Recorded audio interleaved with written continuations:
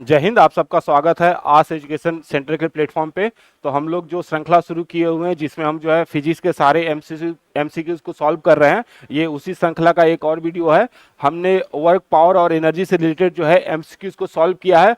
अब हम उसके जो है न्यूमेरिकल्स को सॉल्व कर रहे हैं। तो हमने ऑलरेडी जो है टाइप 1 और टाइप 2 के न्यूमेरिकल जो है ऑलरेडी सॉल्व कर चुके हैं। अगर आपने उसको नहीं देखा है तो आप कृपया उन वीडियो को एक बार जरूर देख ले ताकि आपकी समझ थोड़ी बढ़ जाए। अपने साथ एक नोट कॉपी जरूर रखें ताकि आप चीजों को नोट डाउन कर सके और कैसे अप्रोच करना है न्यूमेरिकल को आप यहीं से सीखे जरा कि कैसे अप्रोच करना है, आपको क्या डेटा दिया गया है, कौन सा फॉर्मूला अप्लाई होगा, इनको आप समझिएगा। न्यूमेरिकल आसान होते हैं बशर्ते कि अगर हम इनको समझ पाए तो चलते हैं। तो आज हम लोग जो है टाइप 3 करेंगे। ठीक, टाइप 3 आज जो है हम लोग करेंगे। इसमें हम लोग मेनली देखेंगे जो है जो वर्क वगैरह होता है। तो आपको यहाँ पे समझना पड़ेगा, आपको ये बात हमेशा याद रखनी पड़ेगी। जो कार्य किया जाएगा, अगर मान लीजिए किसी वस्तु को हम लोग ऊपर उठा रहे हैं, तो जब किसी वस्तु को हम ऊपर उठाएंगे तो क्या होगा, वस्तु को ऊपर उठाएंगे तो हम लोग गुरुत्वाकर्षण के विरुद्ध कार्य करेंगे। पृथ्वी का गुरुत्वाकर्षण वस्तु को नीचे की तरफ खींचता है, हम उसको ऊपर ले जा रहे हैं। इसका मतलब जब भी हम पृथ्वी के गुरुत्वाकर्षण के विरुद्ध क्या करेंगे, कार्य करेंगे। और हम लोग को पता है जब भी वस्तु की स्थिति में परिवर्तन होता है तो वस्तु में क्या होता है, एक स्थितिज ऊर्जा उत्पन्न हो जाता है। इसका मतलब कार्य यहाँ पे क्या होगा, कार्य जो है हमारे लिए यहाँ पे स्थितिज ऊर्जा के रूप में होगा, जो कि होगा mgh। तो हमसे जब कार्य की बात करेगा तो हम लोग यहाँ पे कौन सा फॉर्मूला लगाएंगे, स्थितिज ऊर्जा का फॉर्मूला लगाएंगे। आखिर ऊर्जा भी क्या है, कार्य करने की क्षमता ही तो होती है ऊर्जा। ठीक है, तो आपको ये समझना पड़ेगा और हमेशा याद रखना है जब भी हम ऊपर की तरफ जाएंगे तो जी माइनस रखेंगे और नीचे की तरफ आएंगे तो जी पॉजिटिव रखेंगे। ठीक है, तो हम लोग यहाँ पे अब इन्हीं फॉर्मूला का इस्तेमाल करने वाले हैं। क्या है, जब भी कोई कार्य की बात करेगा, किसी चीज को उठाया जाएगा और पूछेगा इसमें कितना कार्य किया गया है, तो हम समझ जाएंगे मतलब वो स्थितिज ऊर्जा की बात की जा रही है, क्योंकि आपने उसकी क्या किया, आपने उसकी स्थिति में बदलाव किया। और ये जो बदलाव है ये किसके विरुद्ध कर रहे हैं आप, तो पृथ्वी के गुरुत्वाकर्षण के विरुद्ध कर रहे हैं, जिसके कारण क्या होगा, वस्तु में एक स्थितिज ऊर्जा उत्पन्न हो जाएगी। ठीक है, तो हमारा कार्य असल में क्या हो जाएगा, यहाँ पे स्थितिज ऊर्जा के रूप में बदल जाएगा। तो हम लोग इसी को आज देखेंगे। तो चलिए अपना देखते हैं पहला सवाल क्या है। पहला सवाल देखिए, बोला जा रहा है 1 केजी की जो है 1 किलोग्राम की एक वस्तु को 10 मीटर की ऊंचाई तक उठाया जाता है गुरुत्व बल के द्वारा किया गया कार्य। तो गुरुत्व बल द्वारा किया गया कार्य यहाँ पे देखिए क्या कह दिया है आपको, m दे दिया है, m दे दिया है 1 किलो, m दे दिया है 1 किलो। आपके पास जो h दिया हुआ है, ऊंचाई दिया है 10 मीटर दिया है। ठीक है, आपसे जो है g का वैल्यू आपको दे दिया है कि कितना रखना है, 9.8 मीटर पर सेकेंड स्क्वायर रखना है। आपसे पूछा जा रहा है कि कार्य बताइए। ठीक है, तो हम लोग को पता है कि जो है जब भी हम लोग जो है गुरुत्व बल के विरुद्ध कार्य करेंगे, ठीक ना, गुरुत्व बल नीचे की तरफ काम कर रहा होगा, हम उसके अगेंस्ट में जो है वस्तु को उठा रहे हैं, तो हम लोग क्या करेंगे, यहाँ पे जो हम लोग गुरुत्व बल के जो है विरोध में जो कार्य कर रहे हैं, हमको वही क्या होगा, स्थिति ऊर्जा के रूप में हमको प्राप्त होगा। तो यहाँ पे हमारे द्वारा जो कार्य होगा असल में वो क्या होगा, कार्य बराबर यहाँ पे क्या होगा, स्थिति ऊर्जा का फॉर्मूला होगा जो कि होगा माइनस में mgh। हम लोग माइनस क्यों लगा रहे हैं, क्योंकि हमने क्या किया, वस्तु को ऊंचाई पे उठा रहे हैं, कितना, 10 मीटर की ऊंचाई पे उठा रहे हैं। तो यहाँ पे क्या लेंगे हम लोग, जी जो है माइनस में लेंगे, क्योंकि पृथ्वी की सतह से हम ऊपर की तरफ जा रहे हैं। तो यहाँ पे सबका वैल्यू रख दीजिए। यहाँ पे आपके पास m1 है, हमने जी कितना लिया 9.8, और हमारे पास जो है ये अपना जो है h ऊंचाई है, 10 ऊंचाई है अपना। ठीक है, और यहाँ पे सबके लिए हम लोग क्या इस्तेमाल करेंगे, नेगेटिव रहेगा। यहाँ पे जी को हमको नेगेटिव लेना है, यहाँ पे जी हमेशा नेगेटिव होगा। तो ये हो जाएगा अपना ये 1। ठीक है, ये हमारा आएगा और ये सब नेगेटिव होगा। तो यहाँ पे कीजिए, तो जरा सॉल्व कीजिए, यहाँ पे क्या हो जाएगा, तो ये आ जाएगा आपका जो है इंटू करेंगे तो ये आ जाएगा 98, माइनस में ये जूल होगा। तो हमारे द्वारा कितना वर्क किया गया, माइनस में 98 जूल। देखिए माइनस में 98 जूल, माइनस 98 जूल। ठीक है, तो माइनस में 98 जूल होगा। क्यों हमने माइनस क्यों लिया, क्योंकि हम लोग क्या करते हैं, वस्तु को जो है पृथ्वी के ऊपर उठा रहे हैं। देखिए h ऊंचाई पर उठा रहे हैं। ठीक है, तो जब ऊंचाई पर उठाएंगे तो पृथ्वी का गुरुत्वाकर्षण उसको अपनी तरफ खींचना चाहेगा। ठीक है, तो इससे क्या हो रहा है कि हम लोग को ये पता चल रहा है हम गुरुत्वाकर्षण के विरुद्ध कार्य कर रहे हैं, गुरुत्वाकर्षण के विरुद्ध कार्य कर रहे हैं, इसलिए हमने जी को क्या लिया, वहां पे नेगेटिव लिया। ठीक, तो जी हमारा यहाँ पे नेगेटिव होगा, जिसके कारण हमारे द्वारा जो कार्य प्राप्त हो रहा है क्या हो रहा है, वो नेगेटिव होगा, क्योंकि बल के विपरीत दिशा में कार्य हो रहा है। बल किधर कार्य कर रहा है, बल नीचे की तरफ कार्य कर रहा है। गुरुत्वाकर्षण बल किधर काम कर रहा है, नीचे की तरफ। हम वस्तु को कहाँ उठा रहे हैं, ऊपर की ओर, गुरुत्वाकर्षण बल के विरुद्ध उठा रहे हैं, इसलिए हमारा जो कार्य है वो क्या है, गुरुत्व। अब हमारा जो कार्य है गुरुत्व बल के विपरीत है, यानी जो है बल के विपरीत कार्य कर रहे हैं, तो बल के विपरीत कार्य कर रहे हैं, इसलिए यहाँ पे क्या है, नेगेटिव साइन है। तो हम लोग को ऐसे अप्रोच करना है। चलते अगले सवाल की तरफ। अगला सवाल देखिए, बोला गया है कि 0.1 किलोग्राम वजन की एक गेंद को स्थिर स्थिति से गिराया जाता है, 2 मीटर की दूरी से गिरती है, तो गुरुत्वाकर्षण बल से लगने वाला कार्य कितना होगा। तो यहाँ पे भी देखिए आपको क्या दिया, एम दे दिया है 0.1 kg, 0.1 kg दिया है एम। आपको जो है एच दे दिया है 2 मीटर। आपको जो है जी का वैल्यू यहाँ पे लेना है 9.8 मीटर पर सेकेंड स्क्वायर लेना है। आपसे पूछा जा रहा है जो है, तो गुरुत्वाबल से लगने वाला कार्य, मतलब जो गुरुत्वाबल हम नीचे खींच रहा होगा, हम वस्तु को ऊपर की तरफ उठा रहे हैं, तो वो जो हम लोग कार्य करेंगे गुरुत्वाकर्षण के विरुद्ध, वही क्या होगा, वही उसमें स्थिति ऊर्जा के रूप में बदल जाएगा। इसका मतलब हमारा फॉर्मूला यहाँ पे क्या होगा, कार्य बराबर हमारा होगा यहाँ पे जो है पोटेंशियल एनर्जी, जो कि होगा माइनस में एम जी और एच। ठीक है, तो माइनस में हो जाएगा एम जी और एच। यहाँ पे सबका वैल्यू दिया है, देखिए 0.1 है मास है, 2 हाइट है और 9.8 अपना जो है जी है, तो यहाँ पे रख देते हैं सबका वैल्यू। माइनस में 0.1 इंटू 9.8 इंटू जो है आपका 2 है, तो इनको करेंगे तो क्या हो जाएगा, यहाँ पे करेंगे तो ये आ जाएगा आपका 9 दूनी 8 को 16, और ये जो है 9 दूनी 18 19, 19.16, 19.16 और फिर जो है इसमें एक करेंगे तो 19.16 हो जाएगा, और फिर एक करेंगे तो ये आ जाएगा आपका जो है पॉइंट में 196 जूल आ जाएगा, ये हो जाएगा अपना। ठीक है, क्योंकि जब इन दोनों को मल्टीप्लाई करेंगे तो क्या होगा हमारा, ये 0.98 इंटू जो है 2, तो ये दे देगा हम लोग को जो है 19.6, 16 हाथ में एक 9 दूनी 18, ये हो जाएगा। और फिर इसको करेंगे 0.1 से, तो 0.1 से करेंगे तो क्या होगा यहाँ पे 19, और ये आपका 1 आ जाएगा 10, तो ये हो गया आपका 19, और यहाँ से जो है ये जब हम लोग 10 से करेंगे तो एक और इधर की तरफ आ जाएगा ये। ठीक है, या फिर आप ये समझ लीजिए इसको भी हटाएंगे तो क्या होगा, यहाँ पे बट्टे में 10 गुने 10 मतलब यहाँ पे 100 हो जाएगा अपना, तो ये जो है अपना 96।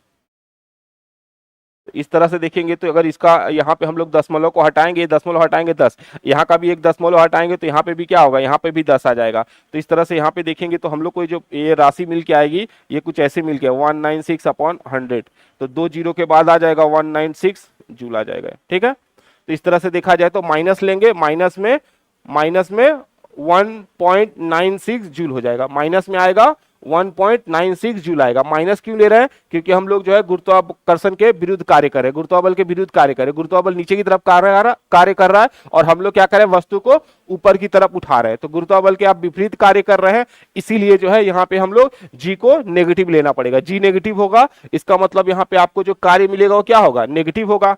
कार्य यहाँ पे नेगेटिव क्यों दिखाई दे रहा है, क्योंकि ये बल के विपरीत दिशा में हो रहा है, जो हमारा विस्थापन हो रहा है वो बल के विपरीत दिशा में हो रहा है, इसीलिए यहाँ पे नेगेटिव साइन बता रहा है। ठीक है, तो इसको ऐसे करके सॉल्व किया जाएगा। चलते हैं अगला। बोला गया है कि एक लड़की जिसका वजन 200 न्यूटन है, 2 मीटर ऊंचे ब्रिज पर चढ़ती है, यदि जी बराबर 10 मीटर पर सेकेंड है, तो ब्रिज पर चढ़ने के बाद लड़की द्वारा किया गया कार्य कितना होगा। तो लड़की द्वारा किया गया कार्य की बात किया जा रहा है यहाँ पे। ठीक है, और हमको यहाँ पे क्या दे दिया गया है, हमको दिया गया है यहाँ पे जो है वजन दे दिया गया है 200 न्यूटन, ऊंचाई दे दिया गया है हमारे पास जो है 2 मीटर, और हमारा जी का वैल्यू 10 मीटर पर सेकेंड स्क्वायर है। तो यहाँ पे देखिए जो वजन दिया है हमको, वजन 200 न्यूटन है, हमारा जो है यहाँ पे जो है ऊंचाई है यानी हाइट जो है वो 2 मीटर दिया है, जी का वैल्यू बोल रहा है कि आप रख लीजिए 10 मीटर पर सेकेंड। हमसे क्या पूछा जा रहा है, हमसे पूछा जा रहा है कार्य बताइए, तो हमसे पूछा जा रहा है कार्य पूछा जा रहा है। ठीक, तो यहाँ पे अब देखिए हम लोग क्या कर सकते हैं, इस वाले में यहाँ पे देखिए ये न्यूटन लिखा है, मतलब क्या एक तरह का फोर्स ही तो है, ये एक तरह का क्या है, फोर्स है। हम लोग को पता है कि जो भार बराबर क्या होता है, m इंटू जी होता है, m इंटू जी होता है, ठीक है। यही हमारा भार होता है और इसका मात्रक क्या होता है, इसका जो यूनिट होता है वो भी क्या होता है, ये यूनिट जो है इसका न्यूटन होता है, इसका यूनिट न्यूटन होता है। आप इसी की तुलना करें आपका जो है बल से, तो बल इक्वल टू क्या होता है, m इंटू ए होता है। जरा दोनों की तुलना करें तो यहाँ पे द्रव्यमान है, यहाँ पर भी द्रव्यमान, ये त्वरण है, ये भी त्वरण है, ये गुरुत्वीय त्वरण है और ये ऐसे ही सामान्य त्वरण है। तो इस तरह से देखा जाए तो बल का भी मात्रक क्या होता है, न्यूटन है। तो कहीं ना कहीं जो भार होता है, जो वेट होता है, जो भार होता है, जो वजन होता है, वेट होता है, वो असल में क्या होता है, एक तरह का फोर्स होता है। तो भार बराबर क्या होता है, भार जो होता है एक तरह का क्या होता है, ये बल होता है। भार एक तरह का क्या होता है, बल होता है। तो हमको देखिए तो यहाँ पे क्या दिया गया है, हमसे पूछा जा रहा है कार्य, और हमको दो चीज यहाँ पे दिया गया है, वजन दिया गया है, मतलब यहाँ पे जो है भार दिया गया है, मतलब वो बल दिया गया है। यहाँ पे h मतलब वो दूरी दी गई है, विस्थापन दी गई है। तो हम लोग को पता है कि वर्क बराबर क्या होता है, वर्क बराबर होता है आपका F इंटू एस होता है, बल गुणे विस्थापन होता है। तो देखिए यहाँ तो बल तो दिया गया है ना, ये 200 वजन जो दिया, वेट है, बली तो है, तो 200 हो गया, गुणे यहाँ पे विस्थापन कितना है, h 2 मीटर है, 2 हो गया, तो कितना हो जाएगा, 400 जूल हो जाएगा। तो यहाँ पे हमारे द्वारा कार्य कितना किया जाएगा, तो 400 जूल हो जाएगा कार्य। यहाँ पे देखिए, यहाँ पे 400 जूल है, ठीक है। तो यहाँ पे इस बात को आपको समझना पड़ेगा कि क्या है, कि जो भार होता है असल में क्या हो, एक तरह का बल ही तो होता है, ठीक है। तो भार जो है आखिर बल कैसे हो गया, क्योंकि हमारे अंदर जो भार होता है वो किसके कारण होता है, तो पृथ्वी के द्वारा जो गुरुत्वीय बल हमारे ऊपर लगाया जाता है, ठीक है। तो गुरुत्वीय बल जब लगाया जाएगा तो वो क्या करेगा, कोई भी वस्तु नीचे की तरफ आना चाहेगी, ठीक है, पृथ्वी उसको अपने केंद्र की ओर खींचना चाहेगी, जिसके कारण क्या होगा, वस्तु में अपने आप एक त्वरण उत्पन्न हो जाएगा। वस्तु के पास पहले से कोई द्रव्यमान होगा ही होगा, और द्रव्यमान और त्वरण का गुणनफल ही क्या कहलाता है, आपका फोर्स कहलाता है। यहाँ पे जो है वो भार कहलाएगा। तो इस तरह से देखा जाए तो भार और बल क्या होते हैं, बराबर होते हैं। तो हमारे क्वेश्चन में यहाँ पे पहले से ये वजन दिया गया था, वजन यानी भार यानी फोर्स दिया गया था। हमसे जो है यहाँ पे ऊंचाई दिया, ऊंचाई मतलब दूरी यानी विस्थापन दिया गया था, ठीक है। तो इन दोनों की मदद से हम लोग जो है कार्य बराबर बल गुने विस्थापन का फॉर्मूला लगा के जो है यहाँ से हम लोग उसको पुट करके जो है यहाँ से निकाल सकते हैं। तो हमारे लिए क्या हो जाएगा, 400 जूल हो जाएगा, ठीक है। तो चलिए अगले सवाल की तरफ चलते हैं। अगला सवाल देखिए, बोला जा रहा है 5 किलोग्राम भार की एक वस्तु 4 मीटर की ऊंचाई तक उठाया जाता है। उस वस्तु पर लगने वाले गुरुत्वीय बल के कारण किया गया कार्य का मान कितना होगा। तो कार्य का मान आपसे पूछा जा रहा है। देखिए तो आपको क्या दिया, m दिया है, m कितना दिया है, 5 किलो। आपको जो है h दिया गया है 4 मीटर। आपको जो है g का वैल्यू दे दिया गया है 10 मीटर पर सेकेंड स्क्वायर। आपसे पूछा जा रहा है कार्य बताइए, ठीक है। तो गुरुत्व बल के विरुद्ध हम लोग जो कार्य कर रहे हैं, तो हम लोग को पता है जब भी किसी वस्तु को हम ऊपर की तरफ उठाएंगे, गुरुत्व बल के विपरीत हम लोग कार्य करेंगे, तो वो क्या होगा, वो कार्य क्या होगा, एक तरह से स्थिति ऊर्जा के रूप में संचित होगी, ठीक है। या फिर कार्य करने के लिए हम लोग को एक ऊर्जा की आवश्यकता पड़ेगी। तो यहाँ पे हम लोग क्या करेंगे, हमारा वर्क इक्वल टू क्या हो जाएगा, पी हो जाएगा, जो कि होता है माइनस में एम जी एच। यहाँ पे सबका वैल्यू लिखा हुआ है, देखिए एम कितना दिया है 5, जी आपको बोला गया है 10 लेने के लिए, एच कितना दिया गया है, तो 4 दिया गया है, ठीक है। सबको गुना कर लीजिए यहाँ पे, तो यहाँ पे हो जाएगा 40 और ये 200, तो 200 जूल, माइनस में 200 जूल आ जाएगा। तो माइनस में जो है 200 जूल आपको कार्य हो जाएगा यहाँ पे, ठीक, माइनस में 200 जूल कार्य है, ठीक, माइनस में 200 जूल कार्य। तो यहाँ पे जो है कार्य कितना निकलेगा, तो ऋणात्मक होगा। कार्य ऋणात्मक क्यों दिखाई दे रहा है, क्योंकि हम जो है बल के विपरीत दिशा में कार्य कर रहे हैं, बल के विपरीत विस्थापन हो रहा है। बल कहाँ पे लग रहा है, बल नीचे की तरफ खींचना चाह रहा है, जबकि विस्थापन आप ऊपर की तरफ कर रहे हैं। तो बल के विपरीत दिशा में विस्थापन हो रहा है, इसलिए कार्य क्या है, यहाँ पे नकारात्मक दिखाई दे रहा है, ठीक है। तो यहाँ पे कार्य बराबर क्या होगा, माइनस 200 जूल हो जाएगा, ठीक है। चलिए अगले सवाल की तरफ। अगला सवाल देखिए, बोला जा रहा है 15 केजी की एक वस्तु जब भूमि से 10 मीटर की ऊंचाई पर हो तब इसमें निहित ऊर्जा होगी। तो इसमें क्या निहित ऊर्जा होगी, हम लोग को पता है जब भी किसी वस्तु को हम ऊपर उठाते हैं तो पृथ्वी के गुरुत्व बल के विपरीत हम लोग कार्य करते हैं, और पृथ्वी के गुरुत्वाकर्षण बल के विपरीत अगर आपने कार्य किया तो वस्तु में क्या होगी, उसमें एक ऊर्जा उत्पन्न हो जाएगी और वो उसमें संचित हो जाएगी। वो ऊर्जा कौन सी होगी, स्थितिज ऊर्जा। स्थितिज ऊर्जा क्यों, क्योंकि आपने उसकी अवस्था में परिवर्तन किया, पहले वस्तु नीचे थी, आपने उसको अवस्था में परिवर्तन करके उसको ऊपर की ओर उठा के लेके गए हैं, तो उसकी स्थिति में परिवर्तन आ गया, इसीलिए क्या होगा, उसमें स्थितिज ऊर्जा होगा। तो स्थितिज ऊर्जा हो जाएगी उसमें। तो यहाँ पे हमसे पूछा जा रहा है उसका मान क्या होगा। तो देखिए जरा, हमारे पास क्या दिया है, m दिया गया है 15 किलो, हमारे पास h दिया गया है 10 मीटर, हमसे पूछा गया है कि जो है g जो है यहाँ पे पहले दिया गया है 10 मीटर पर सेकेंड स्क्वायर, हमसे पूछा जा रहा है एनर्जी पूछा जा रहा है, मतलब यहाँ पे कौन सा एनर्जी, पोटेंशियल एनर्जी पूछी जा रही है।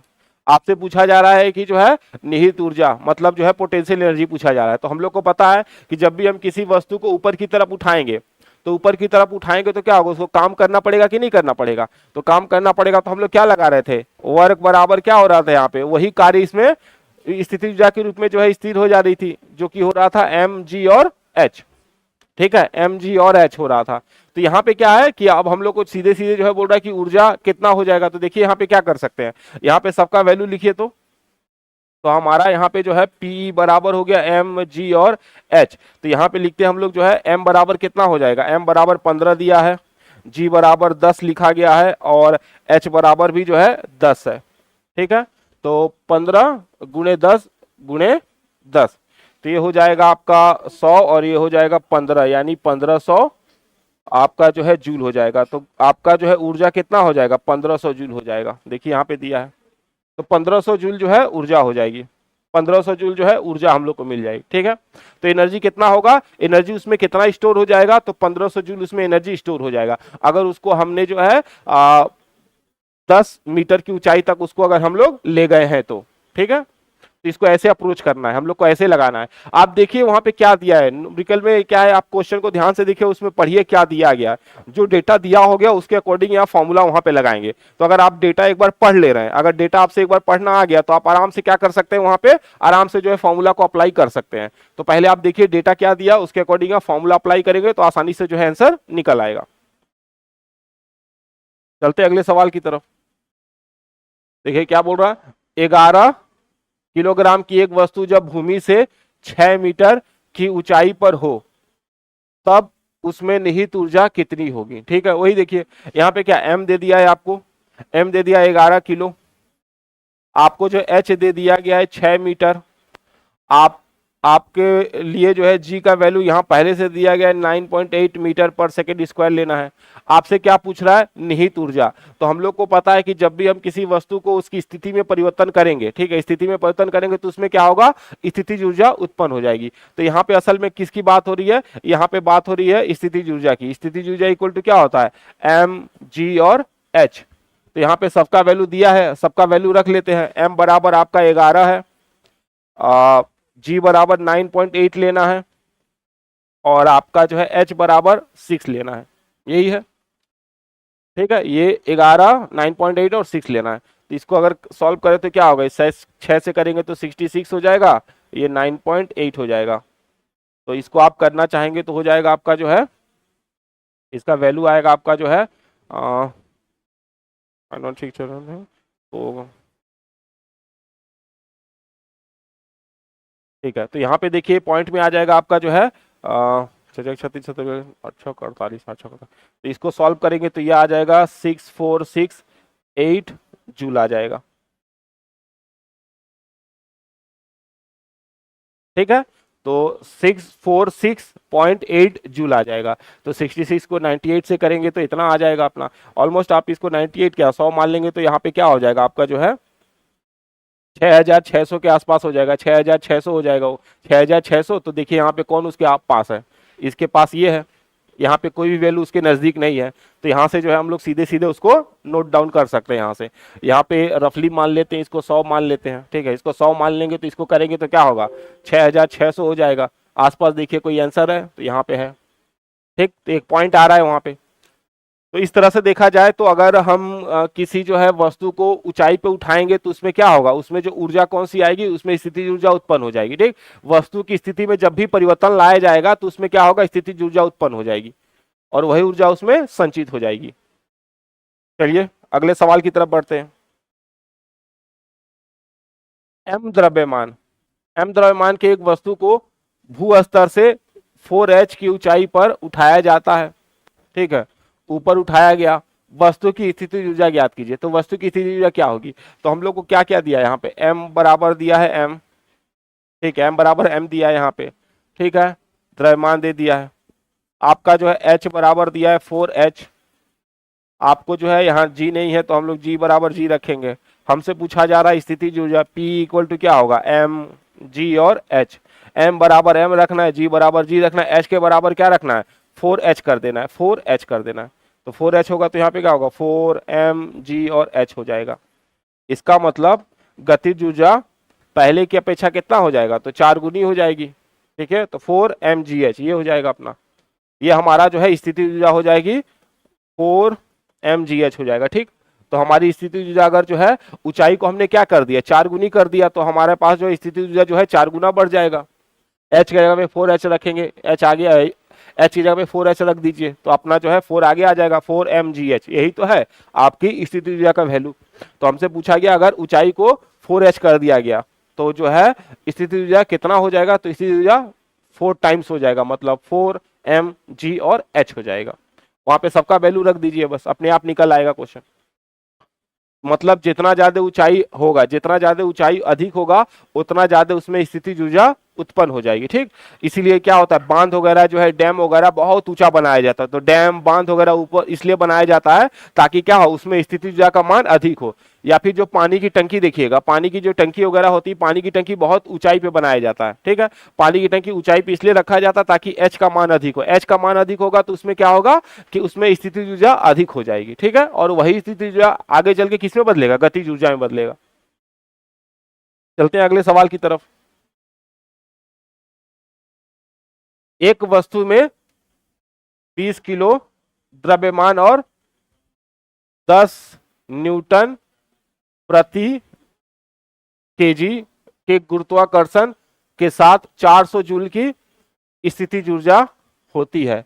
तो वस्तु की ऊंचाई बताना है। तो यहाँ पे देखिए, आपको समझने की कोशिश कीजिए। आप एक चीज समझिएगा जरा, यहाँ पे देखिए क्या क्या दिया है। यहाँ पे आपको M दिया है 20 किलो, यहाँ पे ये G है, असल में क्या है, G दिया है, ये G दिया है 10 न्यूटन, 10 न्यूटन आपका केजी दिया है, ये G है, असल G का वैल्यू है।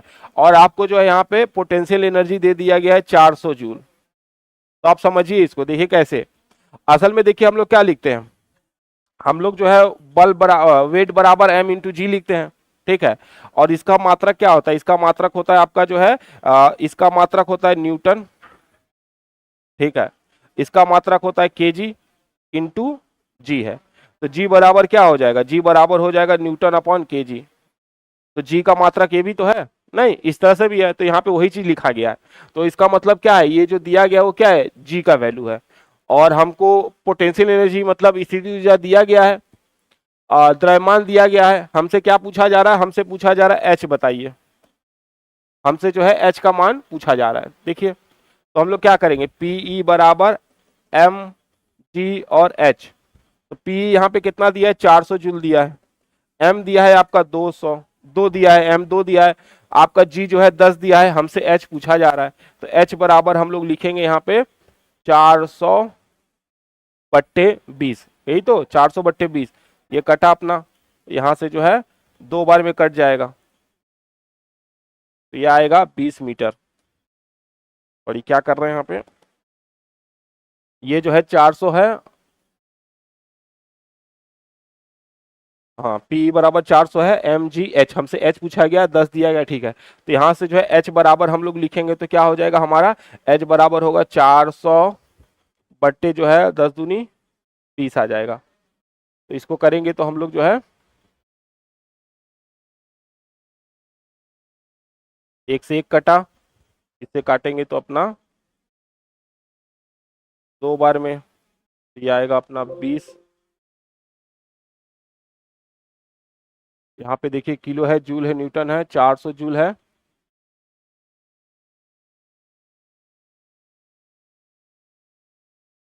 एम सॉरी, एम यहाँ पे 20 किलो है, एम यहाँ पे 20 किलो दिया गया था, हम लोग यहाँ पे 20 लिख दिए थे।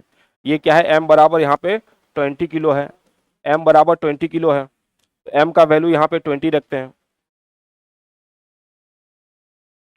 एम बराबर यहाँ पे 20 रखिए, एम बराबर 20 इंटू 10 इंटू एच। अब देखिए यहाँ पे एच बराबर हो जाएगा आपका 400/20/10। ठीक है, तो यहाँ पे हो जाएगा ये 200, ये कटा कटा अपना, यहाँ से कटा, ये आ जाएगा आपका 2।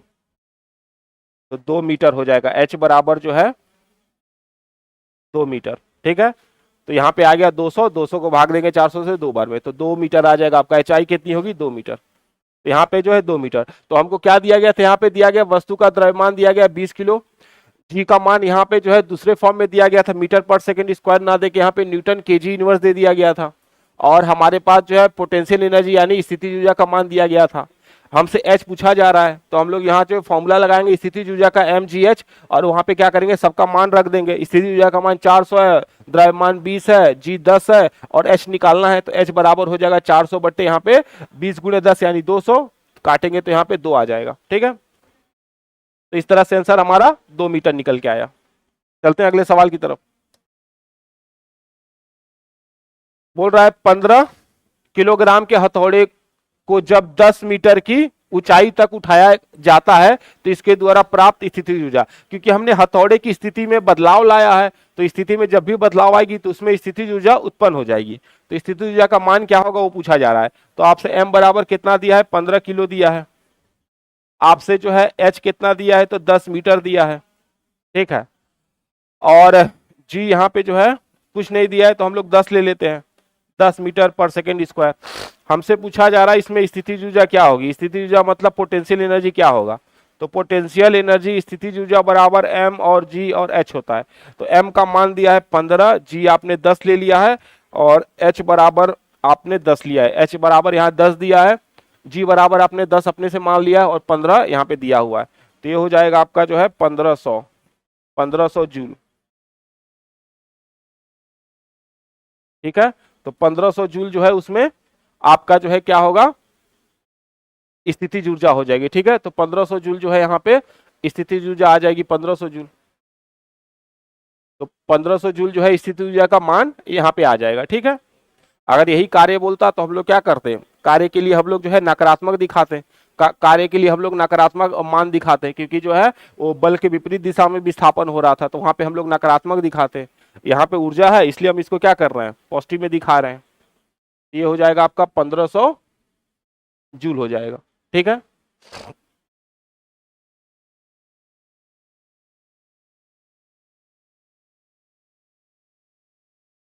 चलिए अगले सवाल की तरफ पढ़िए इसको।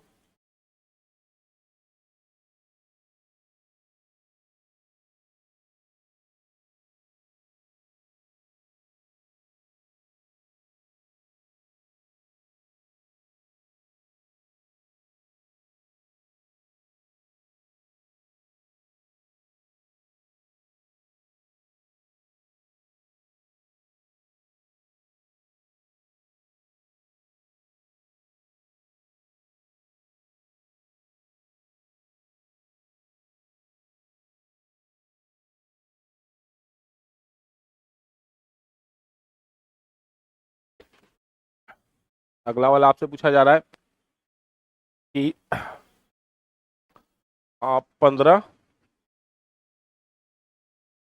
12 केजी द्रव्यमान की कोई वस्तु एक नियत ऊंचाई पर स्थित है।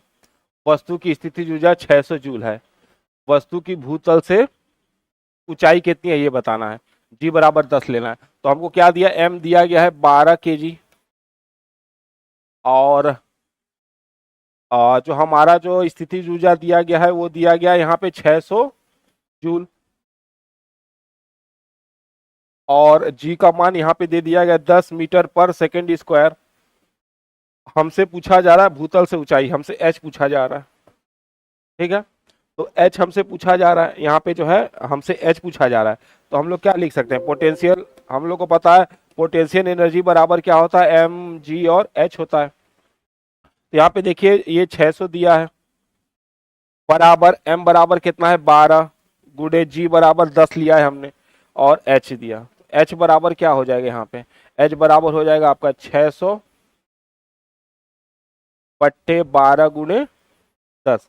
तो यहाँ से एक कट गया, ये हो गया आपका जो है 12 12 पचे 60।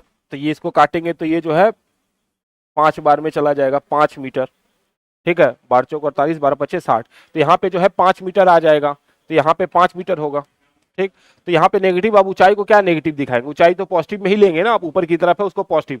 इसका साइन खाली ये बताता है जब कार्य लेते हैं तो कार्य के समय हम लोग नेगेटिव इस्तेमाल करेंगे, क्योंकि कार्य जो है उसकी दिशा को बताता है कि बल के विपरीत दिशा में विस्थापन हो रहा है। ठीक है, तो यहाँ पे हम लोग जो है पॉजिटिव ले रहे हैं, ऊंचाई को ऊपर की तरफ पॉजिटिव ले रहे हैं हम लोग यहाँ पे, जबकि वैल्यू देखते तो यहाँ पे नकारात्मक आता। ठीक, लेकिन कार्य अगर पूछता तो हम लोग नकारात्मक दिखाते। यहाँ पे जब ऊर्जा है, ऊंचाई है, इनकी बात करेगा, ऊर्जा ऊंचाई वगैरह की बात करेगा तो हम लोग पॉजिटिव इस्तेमाल करेंगे। ठीक है, तो 5 मीटर हो जाएगा यहाँ पे। अगला चलिए, 8 kg भार, 8 kg भार वाली लोहे की गेंद और 3 किलो भार वाली एल्युमिनियम की गेंद 20 मीटर की ऊंचाई से गिराई जाती है। भूमि से 10 मीटर की ऊंचाई पर उनमें निम्नलिखित में से कौन सी राशि समान होगी। तो उसमें ऐसा क्या होगा कि दोनों में दोनों बराबर हो जाए, ऐसा क्या होगा कि दोनों में जो बराबर हो जाए। तो यहाँ पे आप देखिए, जब भी हम किसी चीज को जो है ऊपर से गिरा रहे हैं तो यहाँ पे क्या चीज ऐसा है जो दोनों में क्या हो, बराबर हो जाए। तो यहाँ पे देखिए क्या है आपके पास, यहाँ पे द्रव्यमान दो दो है, एक द्रव्यमान M1 है 8 किलो है और दूसरे का द्रव्यमान जो है 3 किलो है। ऊंचाई दिया है h बराबर 20। ठीक, तो यहाँ पे अगर देखा जाए तो 20 है ऊंचाई गिराई जाती है और भूमि से 10 मीटर की ऊंचाई पर निम्नलिखित में से कौन सी राशि जो है समान होगी। तो ये H1 मान लेते हैं और ये अपना H2 है 10 मीटर। ठीक है, अब देखिए यहाँ पे क्या है, आपको ये समझना पड़ेगा कि इसमें से क्या नहीं बदल रहा है। जब भी कोई चीज ऊपर से नीचे की तरफ गिरेगी तो उस पर क्या होगा, पृथ्वी का गुरुत्वाकर्षण बल लगेगा और पृथ्वी का गुरुत्वाकर्षण बल के कारण क्या होगा, उस वस्तु के गति में लगातार परिवर्तन होगा और उसके वेग में जो परिवर्तन होगा, गति में परिवर्तन होगा, उसी को हम त्वरण कहेंगे। तो यहाँ पे क्या होगा, जब भी वस्तु नीचे की तरफ गिरेगी तो पृथ्वी के जो है वो गुरुत्वीय त्वरण के कारण वो जो है लगातार नीचे की तरफ आना शुरू करेगी। इसका मतलब वहां पे एक चीज नहीं बदलेगा। क्या, जब आप यहाँ फॉर्मूला वगैरह देखते हैं तो क्या होता है, P बराबर क्या लिखते हैं हम लोग, M G और H। तो यहाँ पे देखिए M बदल सकता है, M बदल सकता है, H बदल सकता है, M बदल सकता है, H बदल सकता है। M जो है लगातार जो है चीजें जो है जो भी दिया है, जैसे यहाँ पे दो दो है अलग अलग। ठीक, लेकिन दूसरा चीज देखिए आपका जो है, आपका जो है H है, H जो है H ऊंचाई के साथ अपना चेंज होते रहेगा, लेकिन G इन पर निर्भर नहीं करता, G हमेशा बराबर होता है। आप देखिए यहाँ तो जरा G का वैल्यू देखिए, G बराबर, हम G का वैल्यू निकालना चाह रहे हैं तो देखिए जरा F इक्वल टू क्या होता है, F इक्वल टू होता है G M1 M2 upon R होता है, जहां से एक जो है M1 आप ले लीजिए, जो है हम लोग जो है यहाँ पे देखिए छोटे वाले G का वैल्यू निकालना चाह रहे हैं। तो देखिए F बराबर क्या होता है, F बराबर होता है G M E upon RE का स्क्वायर, ये होता है अपना। हम लोग F बराबर क्या लिख सकते हैं, F बराबर M और G भी लिख सकते हैं, F बराबर MG लिख सकते हैं, F बराबर M और G। तो यहाँ पे देखिए तो क्या होता है, ये कैपिटल G ME अपॉन जो है, इसको सॉल्व कीजिए। तो यहाँ पे हम छोटे वाले G का वैल्यू निकालना चाह रहे हैं, तो यहाँ पे क्या हो जाएगा, ये G हो जाएगा यहाँ पे ME M अपॉन RE का स्क्वायर। ठीक है, तो यहाँ पे जरा देखिए, तो ये जब दोनों की तरफ M M M, मान लीजिए कोई वस्तु जो है पृथ्वी के धरातल से थोड़ी ऊपर है, पृथ्वी के धरातल से थोड़ी ऊपर है और गिरने की कोशिश कर रही है, तो उसमें क्या होगा कि वस्तु और पृथ्वी के बीच में क्या होगा, गुरुत्वाकर्षण बल लगेगा। तो हम लोग उसी गुरुत्वाकर्षण बल की जो है फॉर्मूला को लिख रहे हैं और उसी से हम लोग G का फाइंड वैल्यू करना चाह रहे हैं, G का जो है वैल्यू को हम लोग फाइंड करना चाह रहे हैं, स्मॉल g के वैल्यू को। तो यहाँ पे देखिए द्रव्यमान क्या था, M था, वस्तु का द्रव्यमान M था, तो ये दोनों कट गया, बचा क्या, तो G आपका बराबर क्या होगा, G बराबर हो गया G ME अपॉन RE का स्क्वायर।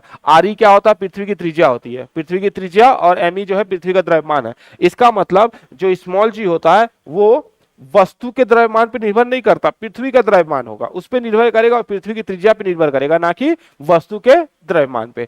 तो वस्तु के द्रव्यमान पे उसका कोई असर नहीं पड़ रहा है। तो यहाँ पे हम लोग को ये पता चल रहा है कि G जो है अपना जो है ये त्वरण जो है ये किसी पर निर्भर नहीं कर रहा है। तो हम लोग यहाँ पे क्या कर रहे हैं, त्वरण हमेशा क्या होगा, बराबर होगा इस केस में। तो हमने क्या देखा कि जब भी किसी वस्तु को हम ऊपर से नीचे की तरफ गिराएंगे तो उसमें कौन सी एक राशि होगी जो क्या होगा, जो एक तरह से कांस्टेंट होगा, वो कांस्टेंट होगा क्या होगा, तो आपका त्वरण। त्वरण हमेशा जो है नियत होगा, तो उसमें से क्या होगा, जब उसको गिराएंगे तो समान राशि कौन सी होगी, तो राशि समान हमेशा त्वरण होगा। गतिज ऊर्जा समान नहीं हो सकता, क्योंकि गतिज ऊर्जा बराबर क्या होता है, गतिज ऊर्जा बराबर होता है 1/2 mv का स्क्वायर, यहाँ वेलोसिटी बदलता रहेगा। स्थितिज ऊर्जा में क्या होता है, स्थितिज ऊर्जा बराबर होता है एम जी और एच, ऊंचाई बदलती रहेगी। संवेग बराबर होता है आपका जो है पी इक्वल टू एम भी। तो यहाँ पे देखिए एम भी, तो वेग लगातार बदलता रहेगा, इसलिए बाकी सब बदल जाएगा, लेकिन जी हमेशा क्या होगा, फिक्स होगा। तो जी जो है अपना वो हमेशा फिक्स होगा, जी इक्वल टू 9.8 मीटर पर सेकेंड स्क्वायर, ये फिक्स होगा, ये समान होगा। ठीक है, तो यही है। चलिए अपने अगले सवाल की तरफ।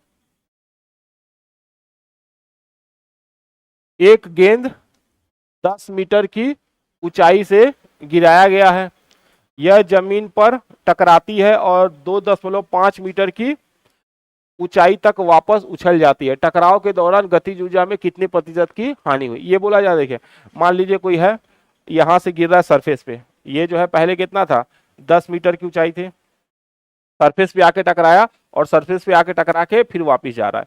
तो अब देखिए अगर ये 10 मीटर की था, तो हमेशा याद रखना है कि अगर गतिज ऊर्जा बराबर अगर रह गया, मान लीजिए जैसे टकराएगा तो गतिज ऊर्जा कम हो गया, तो अगर गतिज ऊर्जा अगर समान रहती, मान लीजिए अगर गतिज ऊर्जा खत्म नहीं होती, तो क्या होता, टकराने के बाद भी वापस जो है वो उतना ही ऊंचाई को प्राप्त करता, अगर गतिज ऊर्जा में कमी नहीं होती, गतिज ऊर्जा में अगर हानि नहीं होती तो।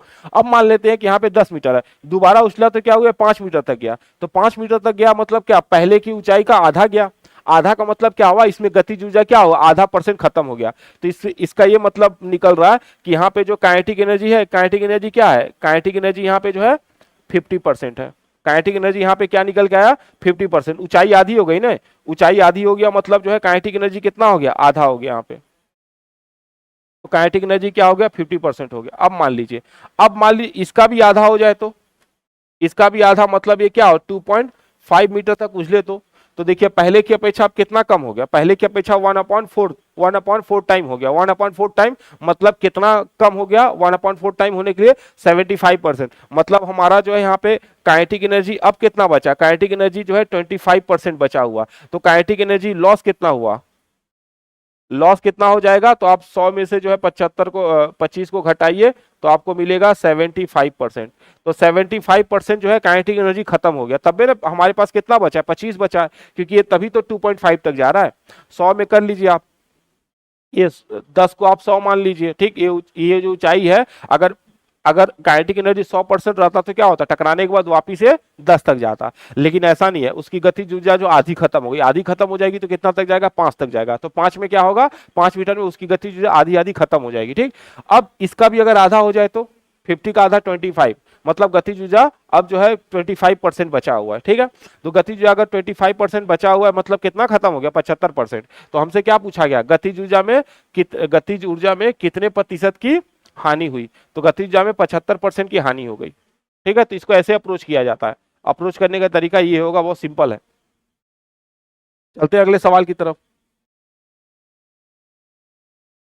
अब देखिए अगले सवाल में हम लोग इसका इस्तेमाल करेंगे, शक्ति। हम लोग को पता है कि पावर बराबर क्या होता है, पावर बराबर होता है रेट ऑफ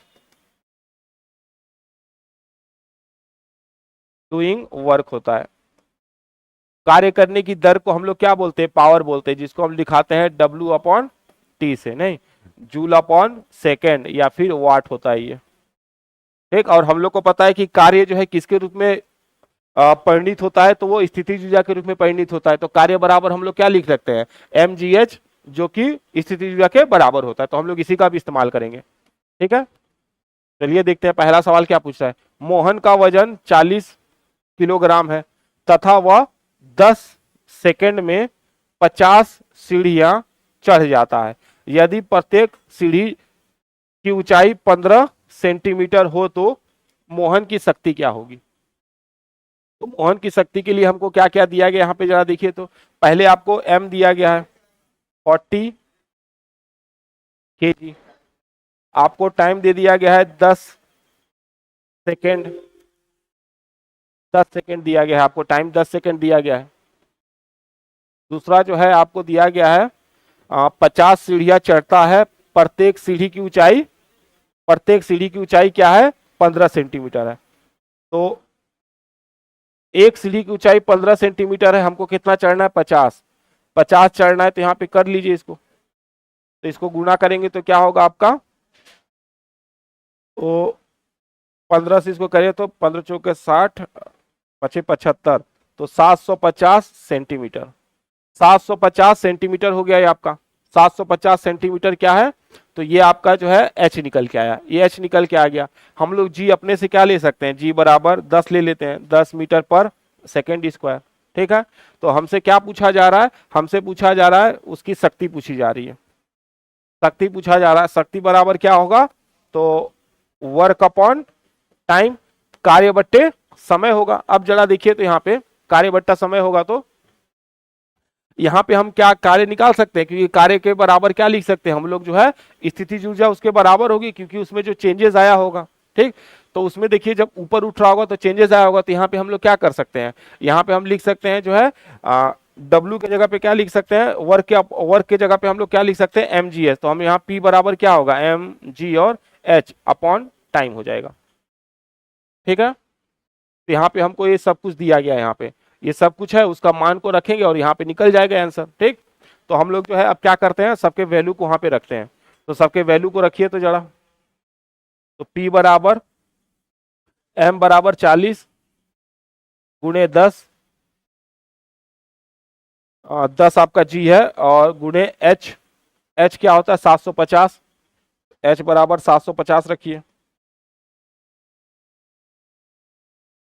तो P बराबर हो गया आपका M बराबर 40 गुणे 10 गुणे आपका जो है 750 सेंटीमीटर है। सेंटीमीटर को अगर मीटर में बदलना होगा तो 100 से भाग देना पड़ेगा, और फिर जो है डिवाइड बाई टाइम, टाइम कितना है 10 है, और यहाँ पे हम लोग क्या ले लेंगे 100 ले लेंगे। 100 क्यों ले रहे हैं, ताकि हम इस सेंटीमीटर को किस में बदल सके, मीटर में। तो सेंटीमीटर को जब मीटर में बदलेंगे तो 100 से भाग देंगे। तो ये है अपना, ये वैल्यू निकल के आया। अब इसको सॉल्व कर लीजिए आप। 1 0 1 0 ये कटा, 1 0 से ये 0 कट गया, यहाँ से 1 0 से ये 0 कट गया। ठीक है, तो आपके पास क्या बचा वहां पे, आपके पास बचा P इक्वल टू बचा आपके पास 4 इंटू 75, 4 इंटू 75 बचा, और 4 इंटू 75 बराबर क्या होता है, तो 300 होता है। मतलब आपके पास पावर कितना बचा, 300 वाट बचा। तो 300 वाट यहाँ पे बचा। ठीक है, तो पावर बराबर क्या होगा, 300 वाट बचेगा अपना। हम लोग सबको रख के सॉल्व कर लिए। यहाँ पे हमने देखा कि P बराबर क्या निकल आया, P बराबर आपका M 40 था, G आपका 10 है, H बराबर आपने 750 लिखा, हमने उसको समय से भाग दिया, 10 सेकेंड दिया गया था, और सेंटीमीटर को मीटर में बदलने के लिए यहाँ पे हमने 100 कर लिया। फिर 1 0 से इसको काटा, 1 0 से इसको काटा, फिर 1 0 से इसको काटा, क्या बचा 4 इंटू 75 बचा, और 4 इंटू 75 होता है आपका 300 वाट। तो हमारा आंसर निकल के आया 300 वाट। तो ऐसे करके इसको सॉल्व करेंगे। आप देखिए पहले क्या दिया गया है वहां पे, और उसके अकॉर्डिंग आप रखिए, डेटा को लिखिए। डेटा को जैसे लिखेंगे तो आपको ओवरऑल आइडिया आ जाएगा कि मतलब यहाँ पे कौन सा फॉर्मूला अप्लाई होगा। और जब भी कार्य की बात करेगा, कार्य की बात कर रहा, हम उसकी स्थिति में बदलाव ला रहे हैं, तो कार्य किस में बदल जाएगा, स्थिति ऊर्जा में बदल जाएगा। चलते हैं अगले सवाल की तरफ। यदि कोई लड़का 4 मिनट में 600 न्यूटन बल के साथ 600 न्यूटन बल के साथ 4 मिनट में 600 न्यूटन बल के साथ 20 मीटर की दूरी तय करता है, 20 मीटर की दूरी तय करता है, तो लड़के द्वारा खपत की गई शक्ति की मात्रा बताइए। ठीक है, तो यहाँ पे आप देखिए जो है, यहाँ पे आपको टाइम जो दिया गया था 4 मिनट दिया गया, 4 मिनट। 4 मिनट को जब सेकंड में बदलेंगे तो कितना होगा, 4 गुने जो है मिनट को सेकंड में बदलिए, तो 6 चौका 24, 24 सेकंड हो जाएगा, 240 सेकंड हो जाएगा। यहाँ पे देखिए फोर्स दे दिया आपका, फोर्स दे दिया गया 600 न्यूटन, आपको दिया गया है मीटर की दूरी तय करता है। यहाँ पे दूरी मतलब जो है, यहाँ पे एक तरह से डिस्टेंस है, दूरी है, ये आपका जो है विस्थापन है, जो भी समझ लीजिए। ठीक है, तो यहाँ पे दूरी हो गया, h हो गया, ये सब क्या है, ये दिया हुआ है आपका जो है 20 मीटर। ठीक है, हमसे पूछा जा रहा है, शक्ति पूछा जा रहा है, पावर बराबर क्या होगा। तो यहाँ पे जरा देखिए तो हम लोग क्या कर सकते हैं, हम लोग को पावर बराबर वाला क्या पता है कि वर्क अपॉन टाइम होता है, वर्क अपॉन टाइम होता है। तो यहाँ पे देखिए तो जरा P equal to work upon time होता है, और वर्क बराबर क्या होता है, force into displacement, force into displacement होता है। यहाँ पे देखिए तो यहाँ फोर्स दिया हुआ है, डिस्प्लेसमेंट भी दिया हुआ है, तो दोनों से हम वर्क निकाल सकते हैं। फोर्स 600 न्यूटन है, डिस्प्लेसमेंट आपका 20 है, तो 6 दूनी 1200, तो 1200 जूल जो है हमको वर्क निकल के आया। 1200 जूल वर्क निकल के आ गया। ठीक, हमसे क्या पूछा जा रहा है, पावर पूछा जा रहा है। तो पावर निकालने के लिए क्या करेंगे, वर्क को टाइम से भाग दे देंगे। वर्क को टाइम से भाग दे दीजिए। तो वर्क को टाइम से भाग देंगे तो क्या होगा, हमारे पास यहाँ पे टाइम दिया गया है कितना है, 4 मिनट है। 4 मिनट को हमने किस में बदल लिया, सेकंड में बदल लिया। तो चलिए यहाँ फॉर्मूला लगाइए, W/T। वर्क कितना निकल के आया था, तो 1200। समय कितना है, 240। ठीक है, तो इसको करिए आप, एक जीरो से एक जीरो कटा, और इसको काटना है तो यहाँ से जो है काटेंगे तो आप जो है ये चलेगा आपका 4 1 5। तो 5 बार में पूरी तरह कट जाएगा, ये 5 बार में पूरा कट जाएगा, 5 हो जाएगा। तो 5 क्या निकल के आएगा, 5 जो है 5, 1 मिनट रुकिए। तो यहाँ पे हमारे पास जो है पावर वर्क निकल के आया F/S 600 गुणे 20, 600 गुणे 20, तो यहाँ पे जो है 12,000 हो जाएगा। ये 12,000 होगा, 12,000 जूल हो जाएगा। अब 12,000 जूल है तो अब निकालते हैं वर्क अपॉन टाइम। तो यहाँ पे जो है वर्क आया था अपना 12,000 और बट्टे में 240 अपना जो है सेकंड है। तो इसको काटेंगे तो अब कटेगा ये, और यहाँ से कटेंगे तो ये 50 बार में जाएगा। P बराबर आ गया 50 वाट। ये हो गया अपना 50 वाट हो जाएगा। तो यहाँ पे हमारे पास पहले क्या है, कार्य के लिए हम क्या करेंगे, पहले जो बल है ये आपका बल है, और ये आपका जो है एस है, विस्थापन है, दूरी है। तो हम लोग क्या करेंगे, पहले बल गुणे विस्थापन से हम लोग कार्य निकाल लेंगे। तो बल गुणे विस्थापन से कार्य निकालेंगे, 600 गुणे 20, ये हो जाएगा आपका 12,000 हो जाएगा। ठीक, 30 12,000 हो जाएगा। 12,000 जूल हमारा कार्य निकल के आया। और फिर क्या करेंगे, हमको जो है पावर बताने के लिए क्या करना पड़ेगा, W/T, वर्क अपॉन टाइम। तो वर्क अपॉन टाइम से क्या करेंगे, वर्क हमारे पास 12,000 है और हमारे पास टाइम जो है 4 मिनट दिया गया था, मतलब 240। तो 240, तो 12,000 में 240 से भाग दे दीजिए, तो ये आ जाएगा अपना 50। ठीक है, तो ये अपना जो है आ जाएगा 50 वाट। तो हमारा आंसर हो जाएगा यहाँ पे 50 वाट। तो ये आंसर होगा अपना 50 वाट। तो 50 वाट का जो है कार्य या शक्ति जो है आपको प्राप्त होगी। ठीक है, तो शक्ति की मात्रा कितनी होगी, 50 वाट होगी। इसको ऐसे सॉर्ट आउट करना है। चलिए अगले सवाल की तरफ चलते हैं। बोला जा रहा है 40 किलो द्रव्यमान वाली कोई लड़की 160 वाट की शक्ति से 20 सेकेंड तक रस्सी पर चढ़ती है, तो वह कितनी ऊंचाई तक पहुंच सकेगी। तो कितनी ऊंचाई तक पहुंच सके, आपसे एच पूछा जा रहा है। क्या क्या दिया गया, आपको एम दिया गया है 40 किलो। ठीक है, आपको जो है वाट मतलब आपको पावर दिया गया है, पावर दिया गया 160 वाट दिया गया है। आपको टाइम दिया गया है 20 सेकेंड, आपको टाइम जो है 20 सेकेंड दिया गया है। आपसे पूछा जा रहा है ऊंचाई, आपसे पूछा जा रहा है ऊंचाई। ठीक है, तो अब इसके लिए क्या करेंगे, तो हम लोग को पता है कि वर्क बराबर क्या हो सकता है, वर्क इक्वल टू जो है force upon force into displacement. साथ ही साथ वर्क के लिए हम लोग क्या लगा सकते हैं, स्थिति ऊर्जा का वैल्यू भी रख सकते हैं, क्योंकि जब भी किसी वस्तु की स्थिति में परिवर्तन लाया जाएगा, जब कार्य किया जाएगा उस पर, तो उसमें क्या होगा, एक स्थिति ऊर्जा उत्पन्न हो जाएगी। तो हम लोग यहाँ पे जो है उस फॉर्मूला को लगाएंगे। तो P equal to power equal to होता है वर्क अपॉन टाइम, और वर्क की जगह पे हम लिख सकते हैं mgh और अपॉन टाइम। ठीक है, हम लोग ये फॉर्मूला लगाएंगे यहाँ पे। तो अब देखिए, तो यहाँ पे क्या क्या दिया है हमारे पास, जी हम 10 ले लेंगे अपने हिसाब से, अगर नहीं दिया है तो यहाँ पे रख लेते हैं सबका। तो हमारे पास P दिया गया है, P कितना दिया है हमारे पास, तो P इक्वल टू mg और h अपॉन t है अपना। ठीक है, तो हमारे पास सबका वैल्यू दिया गया, देखिए यहाँ P है, m है, अपना g है, g बराबर 10 ले लेते हैं, 10 मीटर पर सेकेंड स्क्वायर। तो यहाँ सबका वैल्यू रखते हैं, तो ये हो जाएगा आपका जो है 160, m का वैल्यू है 40 गुणे 10 गुणे h, समय अपने पास है 20। ठीक, तो हम जो है अब h का वैल्यू यहां से फाइंड करते हैं। तो h का वैल्यू निकाल देते हैं, यहाँ पे सॉर्ट आउट भी कर देते हैं, एक जीरो से ये जीरो कट जाएगा। ठीक है, इस जीरो से जो है ये जीरो कट जाएगा, ये 2 है यहाँ से काट देते हैं, तो 2 से 2 कटेगा। ठीक है, और फिर इस 2 से जो है इसको काट देते हैं, ये जो है 8 हो जाएगा। तो हमारा जो है h बराबर आ जाएगा 8 मीटर, h बराबर आ जाएगा आपका 8 मीटर हो जाएगा, 8 मीटर। ठीक है, तो हमने क्या किया यहाँ पे जो है हमने सबको एक जगह रखा, हमने ये फॉर्मूला लगाया P equal to M G H upon T. यहाँ से हमको H निकल आएगा, H बराबर क्या होगा P इंटू टी अपॉन जो है एम जी। यहाँ पे सबका वैल्यू रख दिया जाए अगर, तो P बराबर था 160, T बराबर है 20, M बराबर है आपका 40 और G बराबर है 10। ठीक है, तो अगर यहां से इसको कट किया जाता तो क्या होता है, ये देखिए यहां से ये 2 बार में चला जाता आपका, इससे करते तो ये जो है आपका आ जाता जो है 20, और फिर इससे जो है हम लोग कट कर सकते थे यहाँ से जो है, तो ये आपका जो आता जो है 8 बार।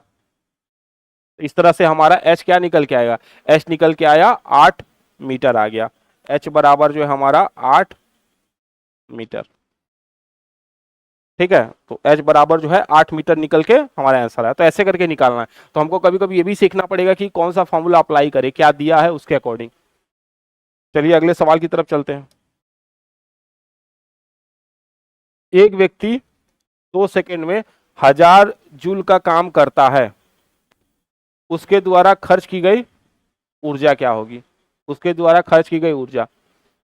तो हम लोग को पता है क्या है कि यहाँ पे क्या दिया गया है, यहाँ पे जो है आपको जो है कार्य दिया गया है, यहाँ पे वर्क दिया गया है आपको 1000 जूल, आपको टाइम दे दिया गया है जो है 2 सेकंड, आपको टाइम दे दिया गया है 2 सेकंड।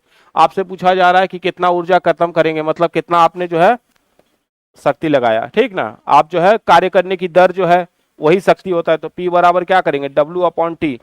W कितना दिया है 1000 बट्टे सेकंड आपका 2 लिखा है, तो ये हो जाएगा आपका 500 वाट। तो पावर बराबर क्या होगा 500 वाट हो जाएगा, तो ये हो जाएगा आपका 500 वाट। ठीक है, तो ऐसे करके निकालना है। यहाँ पे देखिए क्या दिया है, जूल दिया है, कार्य दिया है, समय दिया है। तो कार्य बट्टे समय क्या होता है पावर, और पावर क्या बताता है कार्य करने की दर को बताता है, कार्य करने की दर को, रेट ऑफ डूइंग वर्क को बताता है आपका जो है पावर। इसका यूनिट क्या होगा वाट हो सकता है, तो पावर का यूनिट जो है वाट हो सकता है, किलो वाट हो सकता है, हॉर्स पावर होता है, मेगा वाट होता है।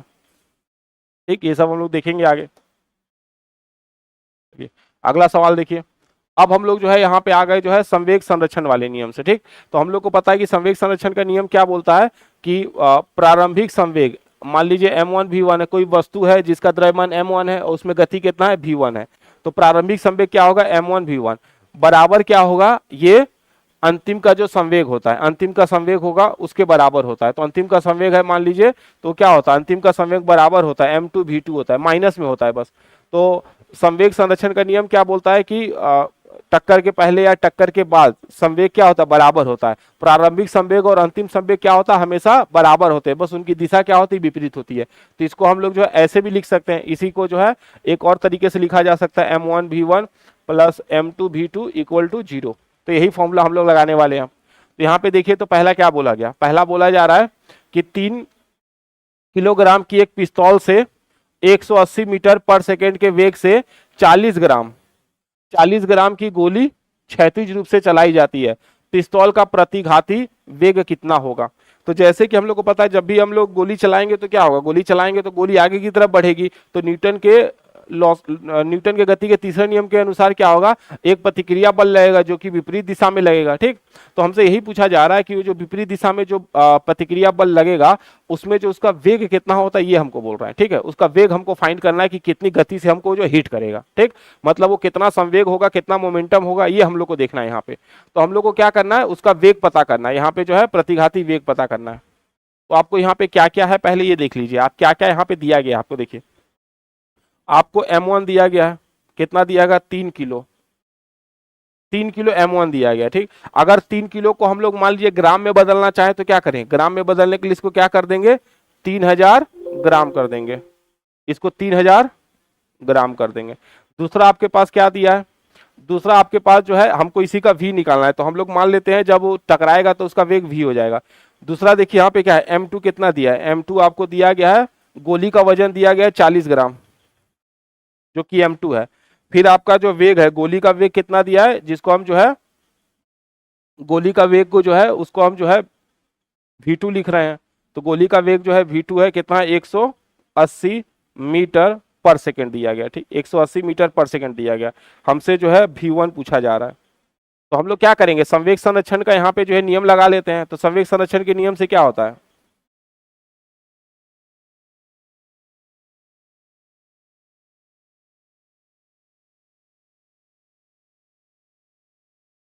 Law of conservation of momentum लगा लेते हैं, ठीक है।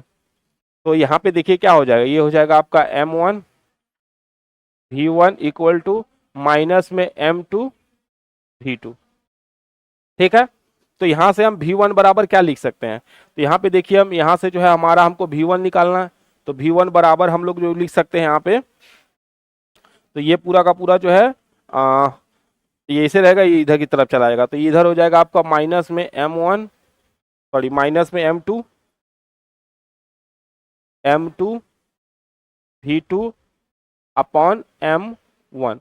चलिए अब सबका वैल्यू रख दीजिए, सबका वैल्यू रखिए। तो यहाँ पे क्या है, m1 का 3000 ग्राम है, m2 का 40 ग्राम है। तो ये हो गया आपका जो है 40 ग्राम है m2 का। वेग कितना दिया है, तो उसका वेग दिया है आपको 180, 180 पट्टे में क्या लिखना है आपको जो है 3000।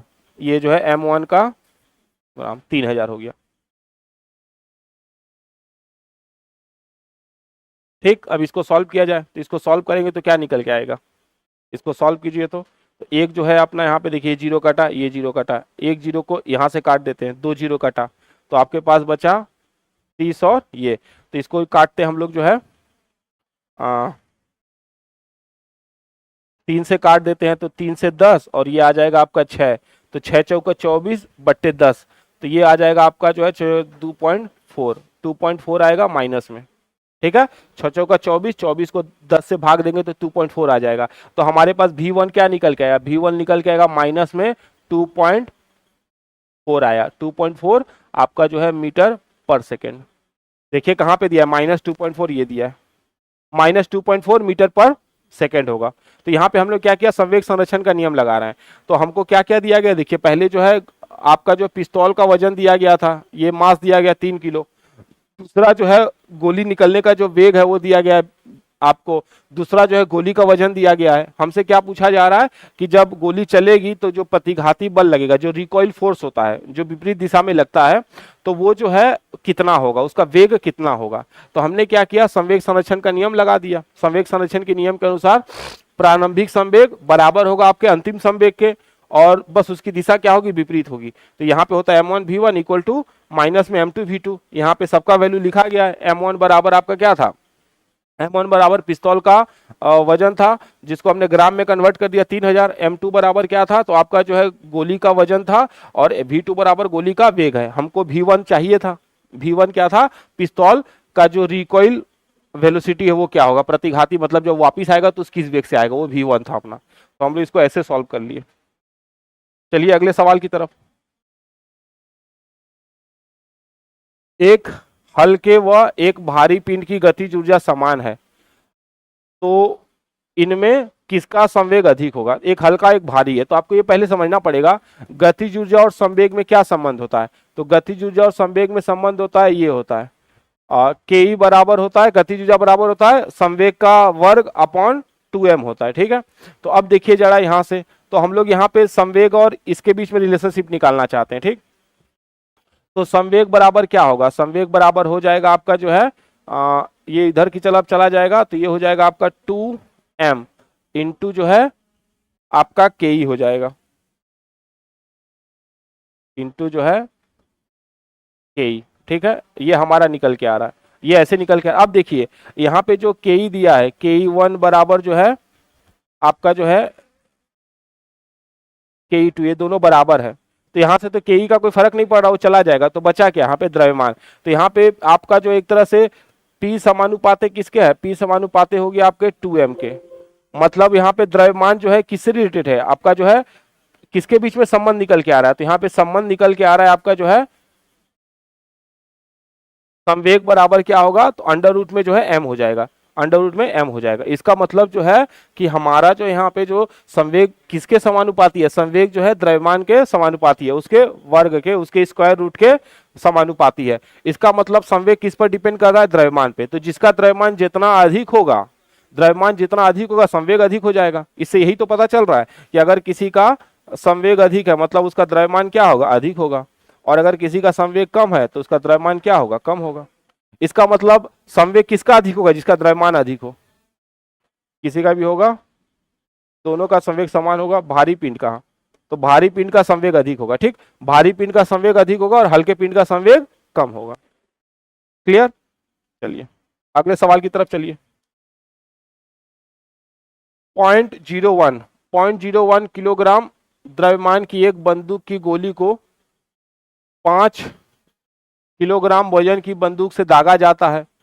यदि गोली की प्रारंभिक चाल 250 मीटर पर सेकेंड है तो बंदूक का प्रतिक्षेप यानी रिकॉइल चाल है। देखिए आप संवेग संरक्षण का नियम लगाएंगे हम लोग, तो हमको यहाँ पे क्या दिया है, पहले m1 देखिए, बंदूक का जो है, बंदूक की गोली को 5 किलो, तो ये अपना जो है 5 किलो m1 है।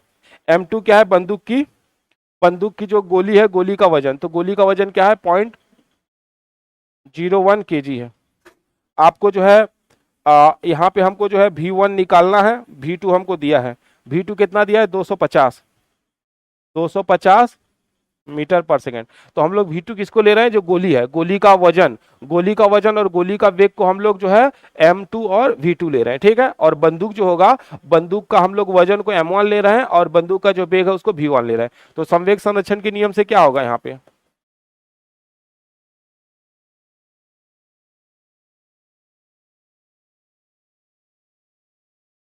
पे हम लोग लगा रहे हैं लॉ ऑफ कंजर्वेशन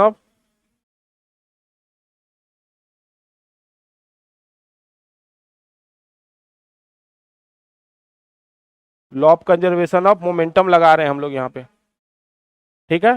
तो अब देखिए क्या होगा, तो यहाँ पे हो जाएगा आपका m1 V1 माइनस में m2 और V2, ठीक है।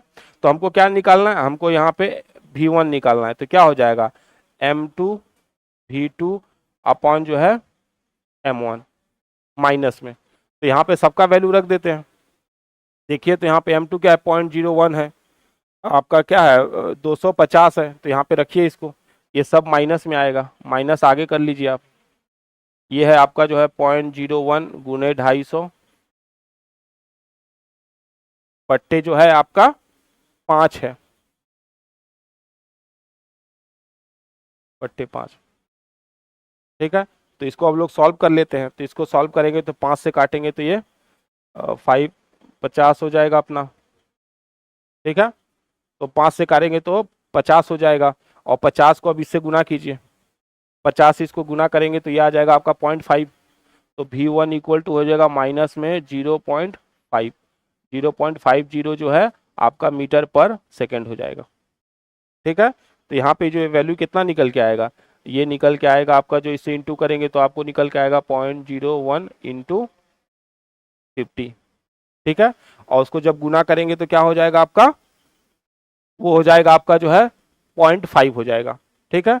तो 0.5 होगा, लेकिन 0.5 कैसा होगा, माइनस में होगा, 0.5 माइनस में होगा, माइनस में 0.5 मीटर पर सेकेंड होगा, तो माइनस में, ठीक है, माइनस में 0.5 मीटर पर सेकेंड। इसका जो है हमको क्या निकल के आया, इसका वेग निकल के आया। जो आपका बंदूक जो है किस गति से पीछे की तरफ जाएगी, तो किस गति से, तो 0.5 मीटर पर सेकेंड की गति से पीछे की तरफ जाएगी। चलिए अगले सवाल की तरफ चलते हैं।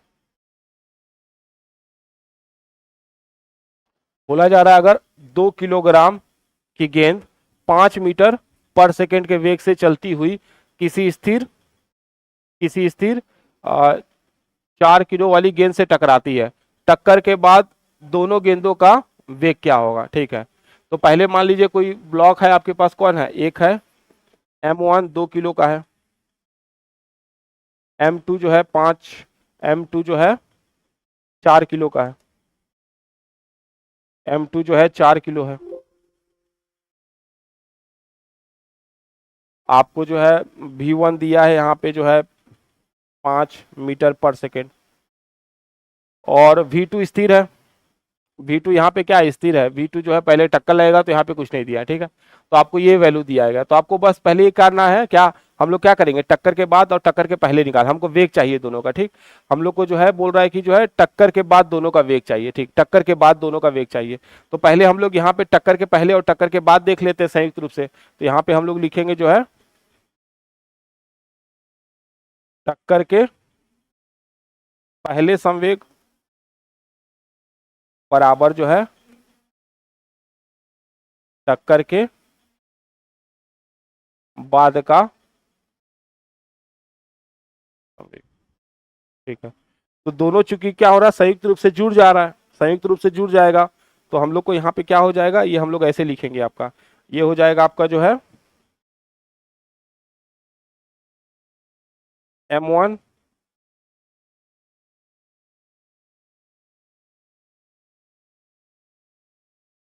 V1 plus M2 V2 equal to हो जाएगा M1 plus M2 into V हो जाएगा, ठीक। ये दोनों आपस में जुड़ जाएंगे और एक V गति से आगे बढ़ेंगे। तो यहाँ पे देखिए, तो M1 कितना है मेरे पास 2, हमारे पास जो है गति कितनी है 5 है, प्लस M2 कितना है 4 है, लेकिन उसकी गति 0 दिया है, प्लस यहाँ पे देखते हैं ये M1 प्लस M2 कितना हो जाएगा, M1 प्लस M2 जो है आपका 2 प्लस 4, ये हो जाएगा आपका।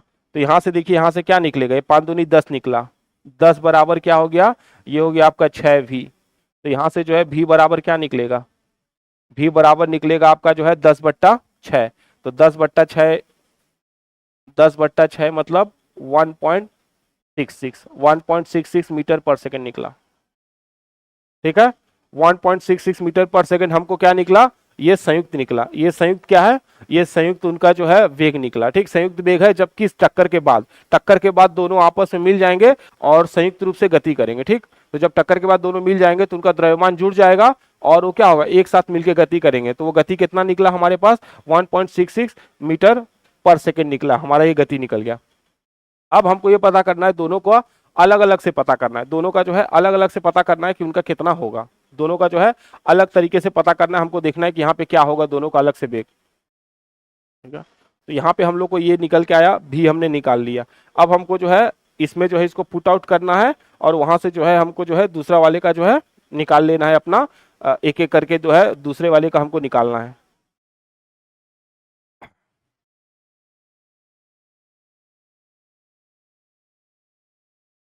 तो ये जब भी का मान निकल गया तो हम लोग क्या करते हैं, इसको इसको पूरा क्लीन कर देते हैं एक बार, ठीक। तो अब देखिए आपके पास क्या क्या है, आपके पास आ गया, हमने जो है कंबाइंड भी निकाला 1.66 मीटर पर सेकेंड। हमारे पास M1 कितना है, आपके पास M1 है 2 किलो, M2 है आपके पास 4 kilo,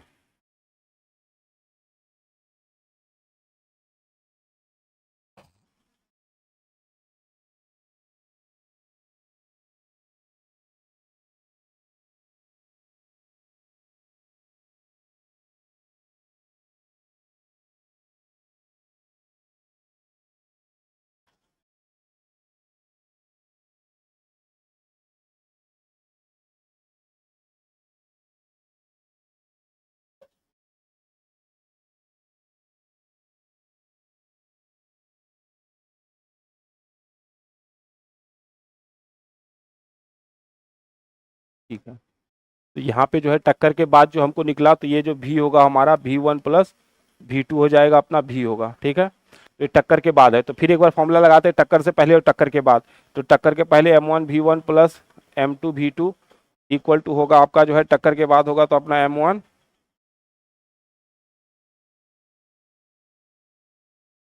V1 plus M2 V2। तो अब यहाँ से निकालना है, जो है हमारे पास M1 दिया गया है, हमारे पास M1 यहाँ पे है 2 किलो, 2 गुने इसका वेग दिया है 5 है, प्लस M2 दिया गया है हमारे पास 4 है, लेकिन इसका वेलोसिटी हमारे पास नहीं है। उसी तरह से फिर चलिए यहाँ पे 2 है, ये 5 है, प्लस आपके पास M2 दिया गया है, हमारे पास M2 जो है 4 है,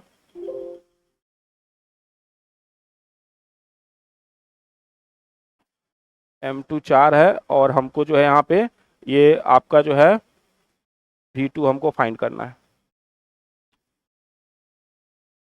ठीक है चलिए, तो यहाँ से जो है हमको क्या निकलेगा, या फिर यहाँ पे जो है हमको ये देखिए, ये वाला हमको यहाँ पे, और एक मिनट, ये वाला जो है टक्कर के बाद वाला है, तो टक्कर के बाद में हमारे पास M1 है, V1 हमको नहीं पता, तो M1 हमारे पास है 2 इंटू V1 प्लस M2 हमारे पास है 4 इंटू V2। तो अगर अब देखिए तो यहाँ पे ये निकला, तो ये हो गया अपना 10, 10 बराबर क्या होगा, अब यहाँ से अगर हम 2 को कॉमन ले ले तो क्या होगा, यहाँ से 2 को कॉमन लेते हैं, तो 2 को कॉमन लेंगे तो यहाँ पे हो जाएगा V1 प्लस 2 V2, ये हमारा हो गया, कॉमन लिया हमने तो यहाँ से हमको क्या निकल के आ रहा है, ये देखिए, ये 2 से कटेगा, ये डिवाइड हो जाएगा तो यहाँ कटेगा, ये 5 हो जाएगा अपना 5। तो हमारे पास क्या निकल के आ रहा है यहाँ पे, हमारे पास ये निकल के, इसको सॉल्व करेंगे तो यह निकल के V1 plus 2 V2 equal to 5 निकल के आ रहा है, ये हमारे पास ये वैल्यू निकल के आ रही है।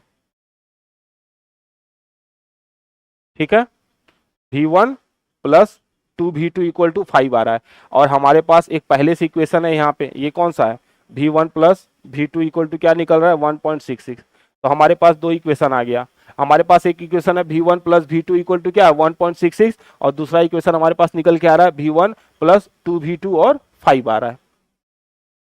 ठीक है, तो हम लोग को यहाँ से क्या करना है, अब जो है कि एक का वैल्यू निकाल लेना है यहाँ पे, तो किसी एक के मान को रख देना है यहाँ पे, किसी एक मान को आप यहाँ पे रख दीजिए, किसी एक के मान को यहाँ पे रख दीजिए, मतलब इन द सेंस कि कोई एक जो है यहाँ पे V के वैल्यू को यहाँ पे रख दीजिए आप, तो V1 बराबर यहाँ पे क्या हो जाएगा, यहाँ पे जो है किसी एक का वैल्यू रख देते हैं हम लोग यहाँ पे, तो हमारे पास जो है V1 plus V2 equal to 1.66 है, तो यहाँ से किसी एक को वैल्यू यहाँ पे रख दीजिए, तो अगर हम V1 के जगह पे यहाँ V1 की वैल्यू यहाँ से क्या निकल के आएगी, V1 की वैल्यू निकल के आएगी यहाँ पे जो है,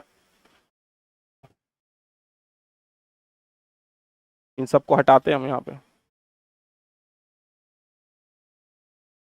तो हमारे पास ये दो इक्वेशन है, यहाँ से देखिए तो हम V1 का वैल्यू क्या लिख सकते हैं, V1 लिख सकते हैं यहाँ पे 0.66 माइनस में V2 लिख सकते हैं, ये ऐसे चला गया।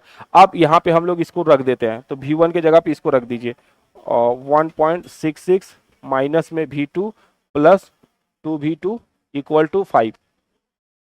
ठीक है, तो यहाँ से ये घटा तो क्या हो जाएगा, यहाँ पे जो है V2 हो जाएगा, और 5 माइनस में आ जाएगा 1.66, तो 5 में से इसको घटाएंगे तो क्या होगा 4, और इसको घटाएंगे तो 3 पॉइंट और 33 हो जाएगा, यहाँ पे 3.33 मीटर पर सेकेंड। तो इस तरह से हमारे पास क्या था, एक हमारे पास पहले से जो है ये 3 पॉइंट जो है 33 हमारे पास V2 की वैल्यू वगैरह, तो ये 3 पॉइंट जो है 33 जो है V2 की वैल्यू निकल गई, और एक हमारे पास पहले से था क्या 1.66, तो हमने क्या किया था यहाँ पे पहले दो इक्वेशन निकाला V1 प्लस V2, एक का वैल्यू रखा है हमने V1 plus V2 equal to था 1.66, हमने क्या किया यहाँ से जो है V1 की वैल्यू को निकाल लिया, यहाँ से V1 की वैल्यू को निकाला, अब जो V1 की वैल्यू यहाँ से निकल के आई उसी को हमने यहाँ पे पुट कर दिया, तो जैसे यहाँ पे हमने पुट किया V1 की वैल्यू, तो हमको क्या निकल के आया, तो यहाँ से जो हमको V2 की वैल्यू निकल गई, जो आ गया 3.33 आ गया हमारे पास, ये पॉइंट इसकी वैल्यू आ गई। तो यहाँ पे हमारे पास तो आंसर हो गया हमारे पास, एक जो है V1 की वैल्यू आ गई 1.66, और एक जो है हमारे पास है 3 पॉइंट, तो हमारे पास आंसर जो निकल के आएगा 3.6। ठीक है, तो हमारे पास आंसर ये हो गया, एक का वेलोसिटी हो गया हमारे पास क्या होगा टक्कर के बाद, तो टक्कर के बाद एक का वेलोसिटी हो जाएगा हमारे पास V इक्वल टू 1.66 मीटर पर सेकेंड, और V2 की वेलोसिटी हो जाएगी हमारे पास 3.33 मीटर पर सेकेंड। ये हमारे पास दो वैल्यू निकल के आ गई।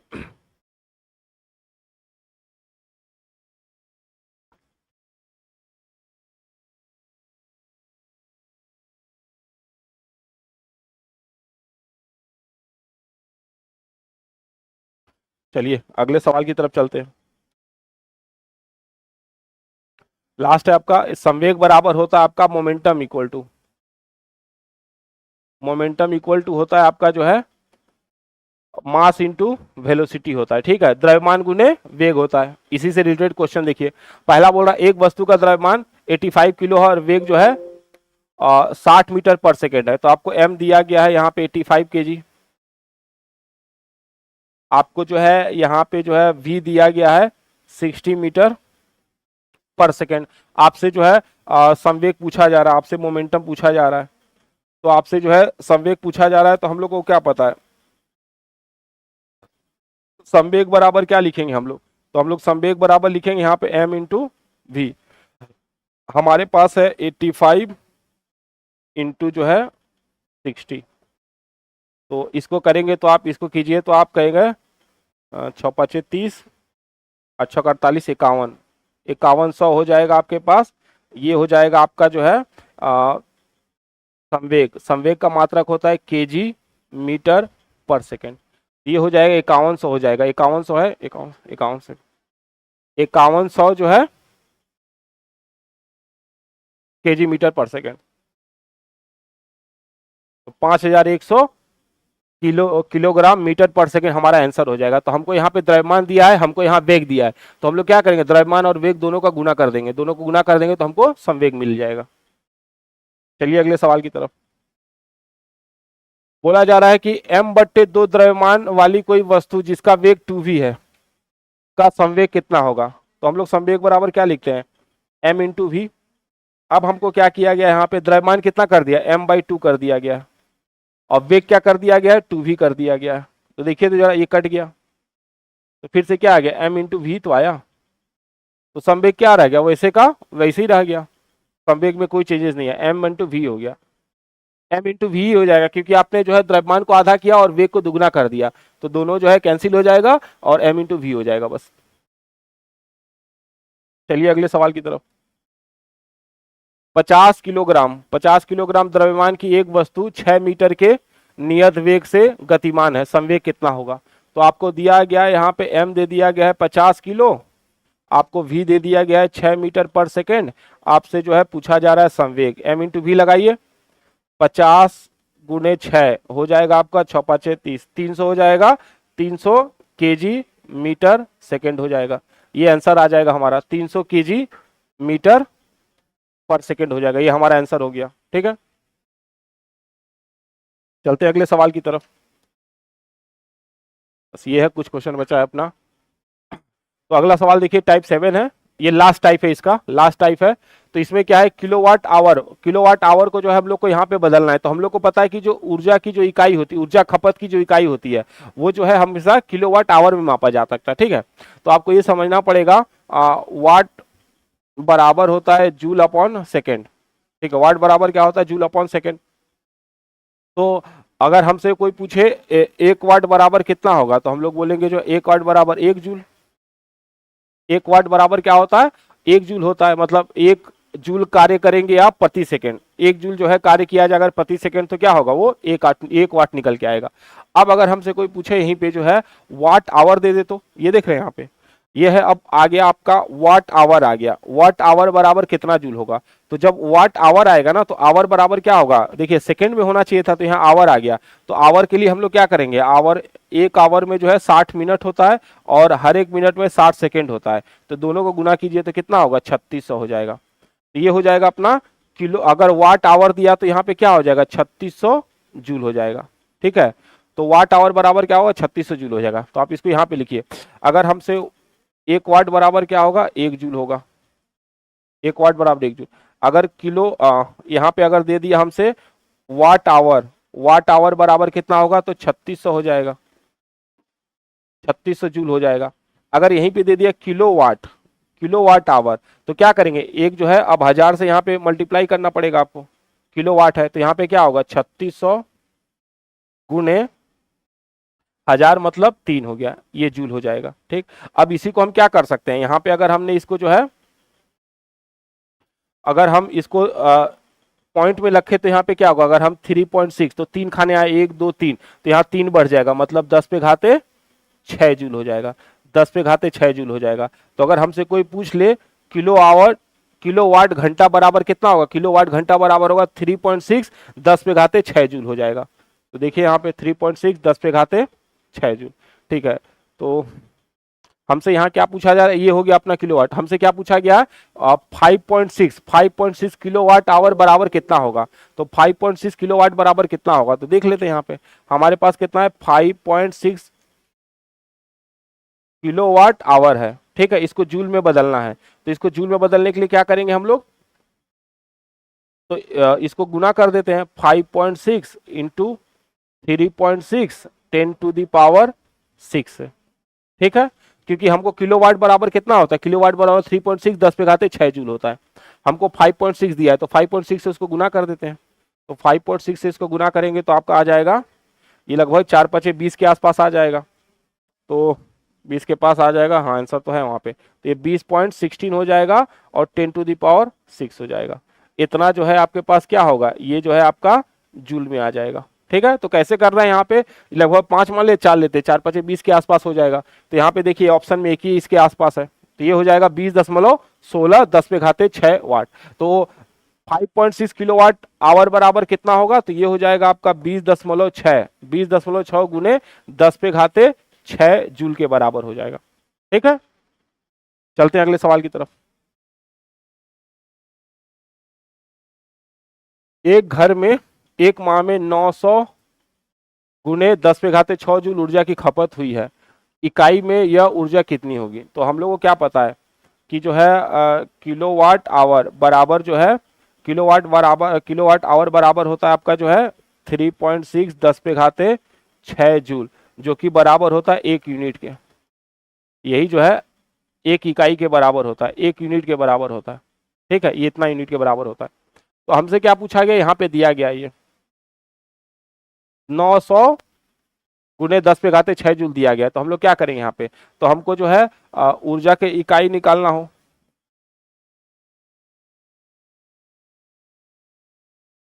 ऊर्जा की इकाई बराबर क्या करेंगे हम लोग, जो हमको दिया है 900 बट 6 जूल 10⁻6 जूल, बट्टे कितना से भाग दे देंगे इसको, 3 गुने 10⁻6 से भाग दे देंगे। एक घर में एक माह में 900 गुने 10⁻6 जूल की ऊर्जा की खपत हुई है, इकाई में यह ऊर्जा कितनी आएगी। ठीक है, हो गया।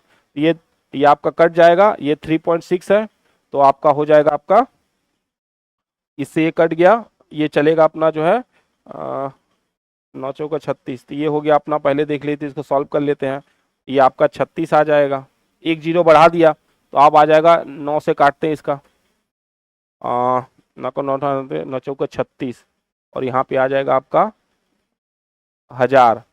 तो ये हो जाएगा आपका जो है 250, तो 250 यूनिट हो जाएगा। ठीक है, तो 250 यूनिट हो जाएगा। अगर किसी घर में 900 गुने 10⁻6 जूल जो है ऊर्जा की खपत होती है एक महीने में, तो उसका यूनिट कितना आएगा, तो उसका यूनिट आ जाएगा आपका 250 यूनिट आ जाएगा। तो हम लोग क्या करते हैं, हम लोग को पता है 1 यूनिट में इतना होता है, 1 यूनिट में 3.6 10⁻6 जूल होता है। तो इसी से भाग दे दीजिए, जितना आया उसको भाग दीजिए तो आपको यूनिट निकल आ जाएगा।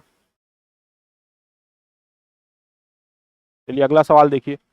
एक विशेष घर में 5 दिन में 100 इकाई की खपत होती है, 5 दिन में 100 इकाई की खपत होती है। यदि ऊर्जा को जूल में परिवर्तित किया जाए तो यह कितना होगा। ठीक है, तो आपको क्या पता है कि एक यूनिट बराबर होता है 3.6 10⁻6 जूल। ठीक है, अब क्या बोल रहा है, 5 दिन में कितना खर्च होता है, तो 5 दिन में 100 इकाई खत्म होता है, 100 यूनिट होता है, 5 दिन में 100 यूनिट। तो हमारे क्या होता है, यहाँ बोला कि 5 डेज, 5 डेज में कितना है, तो 5 डेज में 100 यूनिट है आपका। तो हमको निकालना है तो क्या करेंगे, 5 इसको गुना कर देते हैं सीधा। तो हमसे जो है पूछा जा रहा है कि किसके फॉर्म में पूछा जा रहा है, हमसे पूछा जा रहा है कि जो है जूल में पूछा जा रहा है। तो हम क्या करेंगे, 1 यूनिट बराबर इतना होता है तो 100 यूनिट बराबर कितना होगा, 1 यूनिट इक्वल टू इतना है। ठीक है, हमारे पास क्या है, 1 यूनिट बराबर है 3.6 10⁻6 जूल। तो हमारे पास क्या होगा 100 यूनिट। तो 100 यूनिट के लिए क्या करेंगे, इसको गुना कर देते हैं, 3.6 10⁻6 जूल। ठीक है, 1 यूनिट बराबर इतना है तो 100 यूनिट बराबर कितना होगा, तो 100 से गुना कर दीजिए। तो 100 से गुना करेंगे तो क्या होगा, यहाँ पे डबल जीरो बढ़ जाएगा, एक जीरो बढ़ जाएगा, मतलब ये आ जाएगा 3.6 और 6 है तो 8 कर लीजिए। तो हमारे पास कितना आ जाएगा, 100 यूनिट के लिए जो है हमारे पास आ जाएगा 100 यूनिट इक्वल टू क्या होगा, 100 यूनिट बराबर हो जाएगा आपका 3.6 10⁻8 जूल के, 10⁻8 जूल के बराबर होगा, 3.6 10⁻8 जूल। ठीक है, ये होगा। 1 जूल बराबर 3.6 होता है, 10⁶ है, 3.6 10⁶ तो हमको क्या करना है, 100 करना है, तो 100 से मल्टीप्लाई कर दीजिए उसको, 100 से मल्टीप्लाई करेंगे, दो जो है आपके पास जीरो की संख्या वहां पे बढ़ा दीजिए, तो 6 को 8 कर देंगे। चलिए अगले सवाल की तरफ। बोला जा रहा है 1 किलोवाट शक्ति किसके बराबर होती है। तो देखिए, आपको देखिए क्या है, यहाँ पे क्या होता है, 1 किलोवाट दे रहा है, 1 किलोवाट, 1 किलोवाट दिया, 1 किलोवाट बराबर होता है 1000 वाट, नहीं, और अगर यही देता है जो है 1 मेगावाट देता, तो 1 मेगावाट देता, 1 मेगावाट बराबर होता है आपका 10 पे घाते 6 वाट। अगर 1 गीगावाट दे देता तो 10 पे घाते 9 वाट हो जाता। अगर 1 एचपी दे देता तो 746 वाट होता। तो यहाँ पे क्या दिया हमको, यहाँ पे 1 किलोवाट, तो 1 किलोवाट बराबर कितना होता है, तो आपका 1000 होता है, ठीक है, तो 1000 वाट के बराबर होगा, 1 किलोवाट बराबर होगा 1000 वाट, ठीक है। अगला, विद्युत ऊर्जा व्यय की वाणिज्यिक मात्रक क्या है। तो विद्युत ऊर्जा व्यय की वाणिज्यिक मात्रक होता है, वो होता है किलो वाट आवर होता है, किलो वाट आवर होता है, ये जो है किलो वाट आवर होता है, किलो वाट आवर में इसको मापा जाता है, हमेशा जो इसको किलो वाट आवर में मापा जाता है। तो आपके हिसाब कर सकते हैं, आपके घरों में जो है कितना कंजम्पशन हो रहा है, जितना भी वाट हो आप उसको जो है कर सकते हैं, कैलकुलेट कर सकते हैं। हमको करना क्या है, बस ये करना, अगर मान लीजिए हमारे पास जो है 100 वाट, 100 वाट का जो है हमारे पास जो है 10 बल्ब है, 100 वाट का 10 बल्ब है, और ये क्या होता है, ये पर डे, एक दिन में जो है 10 आवर जलता है, एक दिन में 10 घंटा जलता है। तो हमसे पूछेगा एक दिन में कितना यूनिट उठाएगा, तो हम लोग क्या करेंगे, इसको सीधे ऐसे करते हैं, 100 वाट है, कितने हैं 10 है, कितना चलता है 10 घंटा चलता है, बट्टे में इसको 1000 से भाग दे देंगे, तो ये आपका कटा, ये कटा, ये कटा, ये कटा, यहाँ से कटा, यहाँ मतलब ये 10 यूनिट लेगा। कितना यूनिट लाएगा, 10 यूनिट लाएगा। तो हम लोग ऐसे भी कर सकते हैं, मान लीजिए 100 वाट के 10 बल्ब है, एक दिन में 10 घंटा जलता है, तो अगर 10 घंटा ये जलेगा 100 वाट का 10 गो बल्ब, तो एक दिन में कितना यूनिट आएगा। तो इसके लिए क्या करते हैं, आपको सीधे गुना कर देना है, आपको जो है जितना है वाट, कितना बल्ब है समय से, ठीक, और भाग दे देना 1000 से, निकल आएगा आपका यूनिट। ये ऐसे करके निकालते हैं। चलिए, तो ये रहा हमारा यहाँ तक का सेशन। इसमें जो हमने सारे वर्क पावर एनर्जी से रिलेटेड जितने एमसीक्यूज थे, जितने जो है न्यूमेरिकल थे, उसको हमने सॉल्व कर लिया। अब हम लोग जो है अगले चैप्टर में मिलेंगे, तब तक के लिए बने रहे हमारे साथ, देखने के लिए धन्यवाद।